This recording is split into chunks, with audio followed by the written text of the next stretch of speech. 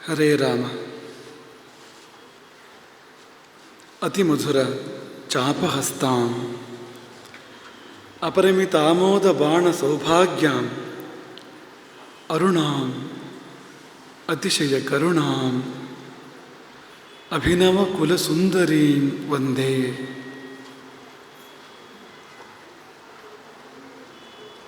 ಸಕುಂಕುಮ ವಿಲೇಪನಾಂ ಅಲಿಕಚುಂಬಿ ಕಸ್ತೂರಿಕಾಂ ಸಮಂದ ಹಸಿತೆ ಕ್ಷಣಾಂ ಸಶರ ಚಾಪ ಪಾಶಾಂಕುಶಾಂ ಅಶೇಷ ಜನಮೋಹಿನೀಂ ಅರುಣಮಾಲ್ಯಭೂಷಾಂಬರಾಂ ಜಪಾ ಕುಸುಮ ಭಾಸುರಾಂ ಜಪವಿಧೌ ಸ್ಮರೇತ್ ಅಂಬಿಕಾಂ.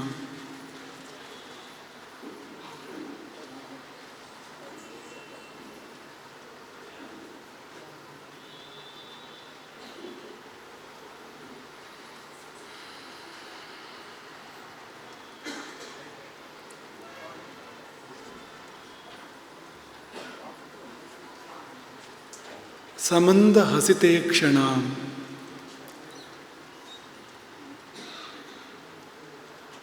ರಾಜರಾಜೇಶ್ವರಿಯ ಮುಖದಲ್ಲಿ ನಿರಂತರ ಶೋಭಿಸುವ ಆಭರಣ ಯಾವುದು ಅಂದರೆ ಕಿರು ನಗು, ಮಂದಹಾಸ. ಸಮಂದ ಹಸಿತೆ ಕ್ಷಣ. ಆ ನಗು ಕಣ್ಣಲ್ಲೂ ವ್ಯಕ್ತ ಆಗ್ತದಂತೆ. ಹಸಿತೆ ಕ್ಷಣ ಅಂದರೆ ತುಟಿಯಲ್ಲಿ ಮಾತ್ರ ಅಂತಲ್ಲ, ಕಣ್ಣಿನಲ್ಲಿಯೂ ಕೂಡ ನಗು ವ್ಯಕ್ತ ಆಗ್ತದಂತೆ. ಹಾಗೆ ಮುಖದಲ್ಲಿಯೂ ಕೂಡ ಕಿರು ನಗು ಯಾವಾಗಲೂ ಸೂಸ್ತಾ ಇರ್ತಾಳೆ ಅವಳು, ಆನಂದವನ್ನು ಚೆಲ್ತಾ ಇರ್ತಾಳೆ. ಅದು ಯಾರ ವಿಷಯದಲ್ಲಿ ಅಂದರೆ ಅದು ನಿಮ್ಮ ವಿಷಯದಲ್ಲಿ. ಹಾಗಂತ ಅದೇ ಶ್ಲೋಕ ಮುಂದುವರೆದಾಗ ಸಶರ ಚಾಪ ಪಾಶಾಂಕುಶಾಂ, ಕೈಯಲ್ಲಿ ಶರಬಾಣಗಳು, ಶರ ಚಾಪಗಳು, ಧನುರ್ಬಾಣಗಳಿದೆ ಕೈಯಲ್ಲಿ, ಪಾಶ ಅಂಕುಶಗಳಿದೆ. ಅದು ಯಾರ ವಿಷಯದಲ್ಲಿ ಅಂತಂದರೆ ಅದು ಭಂಡಾಸುರನ ವಿಷಯದಲ್ಲಿ. ಈಗ ನಾವು ಆದಷ್ಟು ಭಂಡಾಸುರನ ದೂರ ಇಡಬೇಕು. ನಾವು ಆ ಗುಂಪಿಗೆ ಸೇರಿಬಿಡಬಾರ್ದು. ಆ ಗುಂಪಿಗೆ ಸೇರಿದರೆ ಅವಳು ಶರ ಚಾಪ ಪಾಶ ಅಂಕುಶ ಎಲ್ಲ ತೊಗೊಂಡು ಬರ್ತಾಳಂತೆ. ಇಲ್ಲದೆ ಈ ಗುಂಪಿನಲ್ಲಿದ್ದರೆ ಆಗ ಸಮಂದ ಹಸಿತೆಯ ಕ್ಷಣ, ಮಂದಹಾಸದಿಂದ ನಕ್ಕು ನೋಡ್ತಾಳೆ ನಮ್ಮನ್ನು, ಅಂದರೆ ಆನಂದವನ್ನು ಚೆಲ್ಲುತ್ತಾಳೆ. ನಗು ಎನ್ನುವುದು ಒಳಗೆ ತುಂಬಿ ಹಿಡಿಸಲಾರದ ಆನಂದ ಆ ರೂಪದಲ್ಲಿ ಹೊರಗೆ ಬರುವಂಥದ್ದು. ಒಳಗೆ ಹಿಡಿಸುವಷ್ಟೇ ಆನಂದ ಆದರೆ ನಗು ಬರಬೇಕು ಅಂತಿಲ್ಲ. ಈಗ ನಾವು ನಗು ಅಂದರೆ ತುಂಬ ಕೃತ್ರಿಮ ಮಾಡ್ಕೊಂಡ್ಬಿಟ್ಟಿದ್ದೇವೆ. ಅದು ನಗಬೇಕು ಅಂದರೆ ನಗಬೇಕು ಅಂತ. ಅದಕ್ಕೆಲ್ಲ ತರಬೇತಿಗಳು ಕೂಡ ಇದೆ. ಎಷ್ಟು ನಗಬೇಕು, ಎಲ್ಲಿ ಎಷ್ಟು ನಗಬೇಕು, ಎಲ್ಲಿ ಹಲ್ಲು ತೋರಿಸ್ಬೇಕು, ಹಲ್ಲು ತೋರಿಸ್ಬಾರ್ದು, ತುಟಿ ಎಷ್ಟಾಗಲೇ ಹೋಗಬೇಕು ಅನ್ನೋ ಮಟ್ಟಿಗೂ ಇವತ್ತಿಗೆ ಇದೆ. ಎಷ್ಟು ಲಾಭ ಆಗ್ತದೆ ಅನ್ನೋದ್ರ ಮೇಲೆ ಅಷ್ಟು ನಗಬೇಕು ಅಂತ ನಾವು ಕಾಲದಲ್ಲಿ ನಾವಿದ್ದೇವೆ ಇವತ್ತು. ಆದರೆ ಆಕೆ ಹಾಗಲ್ಲ. ಅದು ಸಹಜಾನಂದ ತುಂಬಿ ತುಳುಕಿದ್ದು ಮುಖದಲ್ಲಿ ನಗುವಾಗಿ ಅಂತ, ಅಂಥದ್ದದು ಅಂತ. ಹಾಗಾಗಿ ಆ ವರ್ಗಕ್ಕೆ ನಾವು ಸೇರೋಣ. ಆಕೆಯ ಮಂದಹಾಸದ ನೋಟಕ್ಕೆ, ವೀಕ್ಷಣಕ್ಕೆ ನಾವೆಲ್ಲ ಪಾತ್ರರಾಗೋಣ. ಈಚೆದಕ್ಕೆ ಅಲ್ಲ, ಸಶರ ಚಾಪ ಪಾಶಾಂಕುಶಂ ಅನ್ನೋದಕ್ಕೆ ಅಲ್ಲ ಅನ್ನೋದನ್ನು ನಾವು ಮೊದಲಾಗಿ ಭಾವಿಸೋಣ. ನಿನ್ನೆ ಅದು ಶ್ರೀಚಕ್ರದ ಕುರಿತಾಗಿರ್ತಕ್ಕಂಥ ಒಂದು ಪ್ರವಚನ. 3 ಚಕ್ರಗಳು, ಶ್ರೀಚಕ್ರ, ಗೇಯಚಕ್ರ ಮತ್ತು ಕಿರಿಚಕ್ರ ಎಂಬ 3 ಚಕ್ರಗಳು, 3 ರಥಗಳು. ಒಂದು ಮಹಾರಾಜ್ಞೆಯ ರಥ, ಲಲಿತಾ ತ್ರಿಪುರ ಸುಂದರಿಯದ್ದು. ಇನ್ನೊಂದು ಶ್ಯಾಮಲಾಂಬಿಕೆ, ಅವಳು ಮಂತ್ರಿಣಿ ಎಂಬ ಅವಳ ರಥ. 3ನೇದು ವರಾಹಮುಖಿ ದಂಡನಾಥ ದೇವಿಯ ರಥ, ಅದನ್ನು ಕಿರಿಚಕ್ರ ರಥ ಎಂಬುದಾಗಿ ಕರೀತಾರೆ. ಹಾಗಾಗಿ ನಿಮಗೆ ನಮ್ಮಲ್ಲಿ ಎಷ್ಟು ಜನರಿಗೆ ಅದರ ಕಲ್ಪನೆ ಇದೆಯೋ ಅಲ್ಲೋ ಗೊತ್ತಿಲ್ಲ, ಅದು ಆಕೆಯ ಯುದ್ಧ ರಥ ಕೂಡ ಹೌದು ಅಂತ. ಯಾವುದನ್ನು ಶ್ರೀಚಕ್ರ ಅಂತ ನಾವು ಪೂಜೆ ಮಾಡ್ತೇವೋ ಆ ಶ್ರೀಚಕ್ರ ಎನ್ನುವಂಥ ಯಂತ್ರ ಇದೆಯಲ್ಲ, ಅದೊಂದು ರಥ ಅಂತ. ಭಂಡಾಸುರನ ಮೇಲೆ ಲಲಿತ ಯುದ್ಧಕ್ಕೆ ಹೊರಟಾಗ ಬಳಸಿದ ರಥ ಅದು. ಅದು ನಮ್ಮ ಮನಸ್ಸಲ್ಲಿರಬೇಕು ಅಂತ. ಒಂದು ಪ್ರಶ್ನೆ ಏನು ಅಂದರೆ, ಇದನ್ನು ಶ್ರೀಚಕ್ರ ಅಂತ ಯಾಕೆ ಕರೀತಾರೆ? ಈಗ ನಿನ್ನೆ ನಾವು ಮಾಡಿದ ವರ್ಣನೆ ನಿರೂಪಣೆ ಇದೆಯಲ್ಲ, ಪಾಪ ನಿಮಗೆ ಎಷ್ಟು ಕಷ್ಟ ಆಯಿತೋ ಗೊತ್ತಿಲ್ಲ. ಅಂದರೆ 1 ಗಂಟೆ ಕೂರಿಸಿ ಬೇರೆ ಬೇರೆ ದೇವರ ಹೆಸರು ಹೇಳಿದ್ರು ನಾವು ನಿಮಗೆ ನಿನ್ನೆ. ಸಾಮಾನ್ಯವಾಗಿ ಪ್ರವಚನಕಾರರು ಮಾಡೋದಿಲ್ಲ ಅದನ್ನು. ಯಾವುದು ಸ್ವಲ್ಪ ರಂಜಿಸ್ತದೋ ಅಂಥ ಭಾಗವನ್ನು ಹೆಚ್ಚು ವಿಸ್ತಾರ ಮಾಡ್ತಾರೆ ಯಾವಾಗಲೂ. ಇಂಥದ್ದೆಲ್ಲ ಬಂದುಬಿಟ್ರೆ ಇತ್ಯಾದಿ ಅಂತ ಒಂದು ಶಬ್ದ ಬೆಳೆಸಿದ್ರೆ ಮುಗಿದೋಯ್ತು ಅಂತ. 100 ಶಬ್ದ ಮುಂದಿರೋದಕ್ಕೆಲ್ಲ ಸೇರಿಸಿ ಒಂದು ಇತ್ಯಾದಿ ಅಂತ. ನಮಗದು ಮಾಡೋಕ್ಕೆ ಯಾಕೂ ಮನಸ್ಸು ಬರಲಿಲ್ಲ. ಯಾಕೆಂದರೆ ನಾವು ದೇವಿಯ ಉಪಾಸನೆಗೆ ಕೊಡ್ತವರು, ಇದು ಪ್ರವಚನ ಅಲ್ಲ, ಪೂಜೆ ಆಗಿದ್ದರಿಂದ ಎಲ್ಲ ದೇವತೆಗಳ ಹೆಸರನ್ನು ಹೇಳಬೇಕು. ನಮಗೆ ಈಗಲೂ ತೃಪ್ತಿ ಇಲ್ಲ. ಯಾಕೆಂದರೆ ಈ ಶ್ರೀಚಕ್ರ ರಥದ ದೇವತೆಗಳು ಇಲ್ಲಿ ಉಲ್ಲೇಖ ಆಗಿದ್ದೆಲ್ಲವುದನ್ನು ಕೂಡ ಹೇಳಿದ್ದೆ ನಾವು. ಚಕ್ರರಾಜರಥ, ಹಾಗೆ ಗೇಯಚಕ್ರ ರಥದ ಎಲ್ಲ ದೇವತೆಗಳನ್ನು ಕೂಡ ಇಲ್ಲಿ ಉಲ್ಲೇಖ ಆಗಿರುವಂಥದ್ದು, ಅದನ್ನು ಸೇರಿಸ್ಕೋಬೇಕು. ಯಾಕೆಂದರೆ ಎಲ್ಲವೂ ಉಲ್ಲೇಖ ಆಗಿರ್ತದೆ ಅಂತಿಲ್ಲ, ಅದೆಲ್ಲವೂ ಹೇಳಿದ್ದಾರೆ. ಈ ಕಿರಿಚಕ್ರ ರಥದಲ್ಲಿ 5 ಪರ್ವಗಳು, 5 ಆವರಣ ಆ ದಂಡನಾಥ ದೇವಿಗೆ, 5 ಪರ್ವಗಳು, 5 ವಲಯದಲ್ಲಿ ದೇವತೆಗಳು ಸನ್ನಿಹಿತರಾಗಿರ್ತಾರೆ ಅಂತ ಅರ್ಥ. ಅದಕ್ಕೆ ಅದರಲ್ಲಿ 4 ಹೇಳಿದ್ದೇವೆ. 5ನೇದು ಎಷ್ಟು ಉದ್ದ ಇದೆ ಅಂದರೆ ಅದು ನವರಾತ್ರಿ ಪೂಜೆ ಬಂದರೆ ಇದನ್ನೇ ಮಾಡಬೇಕು ನಾವು, ಅಷ್ಟು ಉದ್ದ ಇತ್ತದು. ಹಾಗಾಗಿ ಅದು ಮಾತ್ರ ಒಂದು ಜಾಗದಲ್ಲಿ ಮಾತ್ರ ಕೊನೆಯಲ್ಲಿ ಇತ್ಯಾದಿ ಸೇರಿಸಿದೆ ನಾವು. ತುಂಬ ಅನೇಕ ದೇವತೆಗಳನ್ನು ಸೇರಿಸಿದ್ದೇವೆ, ಪೂರ್ತಿ ಹೇಳಲಿಕ್ಕಾಗಲಿಲ್ಲ. ಅದು ನಮಗೂ ನಿಮಗೂ ಯಾವಾಗ ಯೋಗ ಬರ್ತದೋ ಆವಾಗ ಆಗಲಿ ಅದು ಎಂಬುದಾಗಿ ಭಾವಿಸ್ತೇವೆ. ಪ್ರಶ್ನೆ, ಈ ಶ್ರೀಚಕ್ರ ಅನ್ನೋ ಶಬ್ದ ಯಾಕೆ ಅಂತ. ಶ್ರೀಚಕ್ರ ಈಗ ವಿಶೇಷ ಮೇಲಿದೆ ಅಲ್ವಾ? ಅಮ್ಮನವರಂತೂ ಮೇಲೆ ಇರೋದಾಯಿತು, ಆಮೇಲೆ ಎಷ್ಟೆಲ್ಲ ದೇವತೆಗಳು ಅಮ್ಮನವರು ಸುತ್ತಮುತ್ತ ರಥದ ಮೇಲೆ ಇರೋದಾಯ್ತಲ್ಲ. ಆಗ ಮೇಲೆ ವಿಶೇಷ ಇರುವಾಗ ಶ್ರೀಚಕ್ರ ಅಂತ, ಚಕ್ರಕ್ಕೆ ಯಾಕೆ ವಿಶೇಷ ಹೇಳಬೇಕು? ಯಾಕೆಂದರೆ ಆ ಚಕ್ರದಲ್ಲಿ ವಿಶೇಷ ಇದೆ ಅಂತ. ಆ ರಥದ ವೈಶಿಷ್ಟ್ಯ ಚಕ್ರಗಳು ಅಂತ. ನಾವು ಹೇಳಿದ್ದು ಏನಂತೆ ವಿಶೇಷ ಹೌದದು, ಅದಕ್ಕಿಂತ ವಿಶೇಷ ಚಕ್ರದಲ್ಲಿದೆಯಂತೆ. ಏನಪ್ಪ ವಿಶೇಷ ಅಂದರೆ ವೇದಗಳೇ ಚಕ್ರಗಳು. ಆ ರಥದ 4 ಚಕ್ರಗಳು 4 ವೇದಗಳು ಅಂತ. ಹಾಗಾಗಿ ವೇದವನ್ನು ಆಧರಿಸಿ ನಿಂತ ರಥ ಅದು, ವೇದಗಳು ಮುನ್ನಡೆಸುವಂಥ ರಥ ಅದು. ನಮ್ಮ ಪರಂಪರೆಯಲ್ಲಿ ವೈದಿಕ ಮತ್ತು ತಾಂತ್ರಿಕ ಅಂತ 2 ಭಾಗ ಮಾಡ್ತಾರೆ. ವೇದ ಮಂತ್ರಗಳು ಮತ್ತು ತಾಂತ್ರಿಕ ಮಂತ್ರಗಳು ಅಂತ 2 ಭಾಗ ಮಾಡ್ತಾರೆ. ತಾಂತ್ರಿಕ ಅಂದರೆ ಈಗ ಪ್ರತಿಷ್ಠೆ ಮತ್ತೊಂದು ಎಲ್ಲ ಮಾಡಬೇಕಾದ್ರೆ ತಾಂತ್ರಿಕ ವಿಧಿಗಳು ತುಂಬ ಬೇಕಾಗ್ತವೆ ನೋಡಿ ಇಲ್ಲಿ. ಈಗ ವೇದ ಮಂತ್ರಗಳು ಅಂದರೆ ಗಾಯತ್ರಿ ಇದೆ, ಅದು ವೇದ ಮಂತ್ರ. ಅದು ಗಣಾನಾಂತ್ವ ಇದೆ, ವೇದ ಮಂತ್ರ. ಅದು ಗಣಪತಿ ನಮಃ ಅಂದರೆ ಅಥವಾ ಅಂಥ ಮಂತ್ರಗಳು ಇರ್ತವೆ ಬೇಕಾದಷ್ಟು ಅಂತ. ಗಣಪತಿ ಮೂಲ ಮಂತ್ರ ಅಂತಿದೆ, ತಾಂತ್ರಿಕ ಅದು. ಈಗ ವೈದಿಕ ತಾಂತ್ರಿಕ ಅಂತ 2 ಭಾಗ ಮಾಡ್ತಾರೆ ನಮ್ಮಲ್ಲಿ. ಈ ತಾಂತ್ರಿಕದಲ್ಲಿ ಶ್ರೀಚಕ್ರಕ್ಕಿಂತ ಮೇಲೆ ಬೇರೆ ಯಾವುದೂ ಇಲ್ಲ. ತಾಂತ್ರಿಕದ ಮೇರು ಶಿಖರ ಯಾವುದು ಅಂದರೆ ಶ್ರೀಚಕ್ರ, ಅದಕ್ಕಿಂತ ಮೇಲಿನ ತಂತ್ರ ಅಂತ ಯಾವುದೂ ಇಲ್ಲ. ಆದರೆ ಈ ಶ್ರೀಚಕ್ರ ನಿಂತಿರುವಂಥದ್ದು ವೇದಗಳ ಮೇಲೆ. ವೇದಗಳ ಚಕ್ರಗಳು ಅಂದರೆ ಅದು ವೈದಿಕ ತಾಂತ್ರಿಕ ಬೇರೆ ಅಲ್ಲ. ಈ ತಾಂತ್ರಿಕ ಎನ್ನುವಂಥದ್ದು ವೇದಗಳ ಮೇಲೆ ಇರುವಂಥದ್ದು, ವೇದಗಳನ್ನು ಆಧರಿಸಿ ಇರ್ತಕ್ಕಂಥದ್ದು ಹೊರತು ವೇದಗಳಿಂದ ಪ್ರತ್ಯೇಕ ಅಲ್ಲ ಅದು ಅನ್ನೋದನ್ನು ನಾವು ಗಮನದಲ್ಲಿ ಇಟ್ಕೋಬೇಕು. ಹಾಗಾಗಿ ಅವಳು ವೇದಗಳನ್ನೇ ಅರ್ಥವಾಗಿಸಿಕೊಂಡು ಹೊರಟಳು. ಯಾಕೆಂದರೆ ಅವನು ವೇದ ವಿರೋಧಿ. ಭಂಡಾಸುರ ವೇದ ಮತ್ತು ವೇದೋಕ್ತವಾಗಿರ್ತಕ್ಕಂಥ ಧರ್ಮಗಳಿಗೆ ಅವನು ಕ್ಷತಿಯನ್ನು ತರ್ತಾ ಇದ್ದಾನೆ ಅಂತ. ಹಾಗಾಗಿ ಅವನನ್ನು ಸಂಹಾರ ಮಾಡೋದಕ್ಕೆ ಅವಳು ಹೊರಟ ರಥ ವೇದ ರಥ ಅಂತ. ಹಾಗಾಗಿ ಶ್ರೀಚಕ್ರ ಎಂಬ ಹೆಸರನ್ನು ಅದಕ್ಕೆ ವಿಶೇಷವಾಗಿ ಬಳಸಿದ್ದಾರೆ. ಹಾಗಾಗಿ ಈ ರಥ ಯಾವುದ್ರ ರಥ ಅಂತ ನೀವು ಕೇಳಿದರೆ ಅದು ಯಾವುದು ಬೆಳ್ಳಿದ, ಕಂಚಿಂದ, ಅದು ಆಮೇಲೆ ಚಿನ್ನದ್ದಾದರೆ ಎಷ್ಟು ಶುದ್ಧ ಚಿನ್ನ. ನಾವು ಆಂಗ್ಲ ಪದ ಬಳಸ್ತಾ ಇಲ್ಲ ನಾವು, ಬೇಡ ಅಂತ. ಹಾಗಾಗಿ ಅದು ಎಷ್ಟರ ಮಟ್ಟಿಗೆ ಪರಿಸ್ಥಿತಿಯನ್ನು ಎಷ್ಟು ದುಡ್ಡು ಅದಕ್ಕೆ ಅಂತ ನೋಡೋದು ನಾವು, ಬೇರೆ ಏನೂ ಇಲ್ಲ, ಅಷ್ಟೇ ಇರೋದು ವಿಷಯ ಅಂತ. ಹಾಗೆಲ್ಲ ನೀವು ಕೇಳಿದರೆ ನಮ್ಮ ಉತ್ತರ ಎಷ್ಟೇ ಅದಕ್ಕೆ ಅಂತ. ಅದು ಆ ಲೋಹಮಯವಾದ ರಥ ಅಲ್ಲ, ಅದು ತತ್ವಮಯವಾಗಿರುವಂಥ ರಥ ಅದು ಅಂತ. ಅದು ದೇವತಾಮಯವಾದ ರಥ ಅದು. ಎಲ್ಲಿ ನೋಡಿದ್ರಲ್ಲಿ ದೇವತೆಗಳು, ಹೆಜ್ಜೆ ಹೆಜ್ಜೆಗೆ ದೇವತೆಗಳು ಅಂತ, ನಡುವೆ ಮಹಾದೇವಿ ಅಂತ. ತತ್ವಮಯ ಅಂದರೆ ಒಂದೊಂದು ದೇವತೆಯು ಕೂಡ ಒಂದೊಂದು ತತ್ವ ಅದು. ದೇವತೆ ಅಂದರೆ ಏನು ಅಂದರೆ ಅಂತರ್ನಿಹಿತವಾಗಿರ್ತಕ್ಕಂಥ ತತ್ವವೇ ದೇವತೆಯಾಗಿ ಅಭಿವ್ಯಕ್ತ ಆಗುವಂಥದ್ದು ಅಂತ. ಅದನ್ನ ಮನಸ್ಸಲ್ಲಿ ಇಟ್ಕೊಳ್ಬೇಕು. ಈಗ ಉದಾಹರಣೆಗೆ ಲಲಿತಾ ದೇವಿ ಅಂದರೆ ಏನದು? ಪ್ರಕೃತಿ ತತ್ವ, ಅದು ಮೂಲ ಪ್ರಕೃತಿ ತತ್ವ, ಅದು ಆ ರೂಪದಲ್ಲಿ ಅಭಿವ್ಯಕ್ತ ಆಗಿದೆ. ಅದು ರಾಮ ಅಂದರೆ ಏನು? ಪುರುಷ ತತ್ವ, ಅದು ಪರಮಪುರುಷ, ಅವನು ಆ ರೂಪದಲ್ಲಿ ವ್ಯಕ್ತ ಆಗಿರುವಂಥದ್ದು. ಹಾಗಾಗಿ ತತ್ವಮಯವಾದ ರಥ ಅದು, ದೇವತಾಮಯವಾದ ರಥ. ಅದನ್ನೇರಿ ಆಕೆ ಯುದ್ಧ ಮಾಡ್ತಾಳೆ ಅಂದರೆ ಈ ಸಂಘರ್ಷ ಅದು ತತ್ವಗಳನ್ನ ಆಧರಿಸಿರುವಂಥದ್ದು ಹೊರತು ವ್ಯಕ್ತಿಗಳನ್ನು ಆಧರಿಸಿರುವಂಥದ್ದಲ್ಲ. ಭಂಡಾಸುರ ಅಂದರೆ ನೆಪ ಮಾತ್ರ ಅಷ್ಟೇ. ಅದು ಯಾವುದು ಸೃಷ್ಟಿಗೆ ವಿರುದ್ಧವೋ, ಯಾವುದು ವೇದಗಳಿಗೆ ವಿರುದ್ಧವೋ, ಯಾವುದು ಧರ್ಮಕ್ಕೆ ವಿರುದ್ಧವೋ ಅಂಥದ್ದನ್ನು ದಮನ ಮಾಡಬೇಕು ಅಂತ. ಅದಕ್ಕಾಗಿ ಯುದ್ಧ ಇದು ಹೊರತು ಭಂಡಾಸುರ ಏನೂ ಆಗಬೇಡ.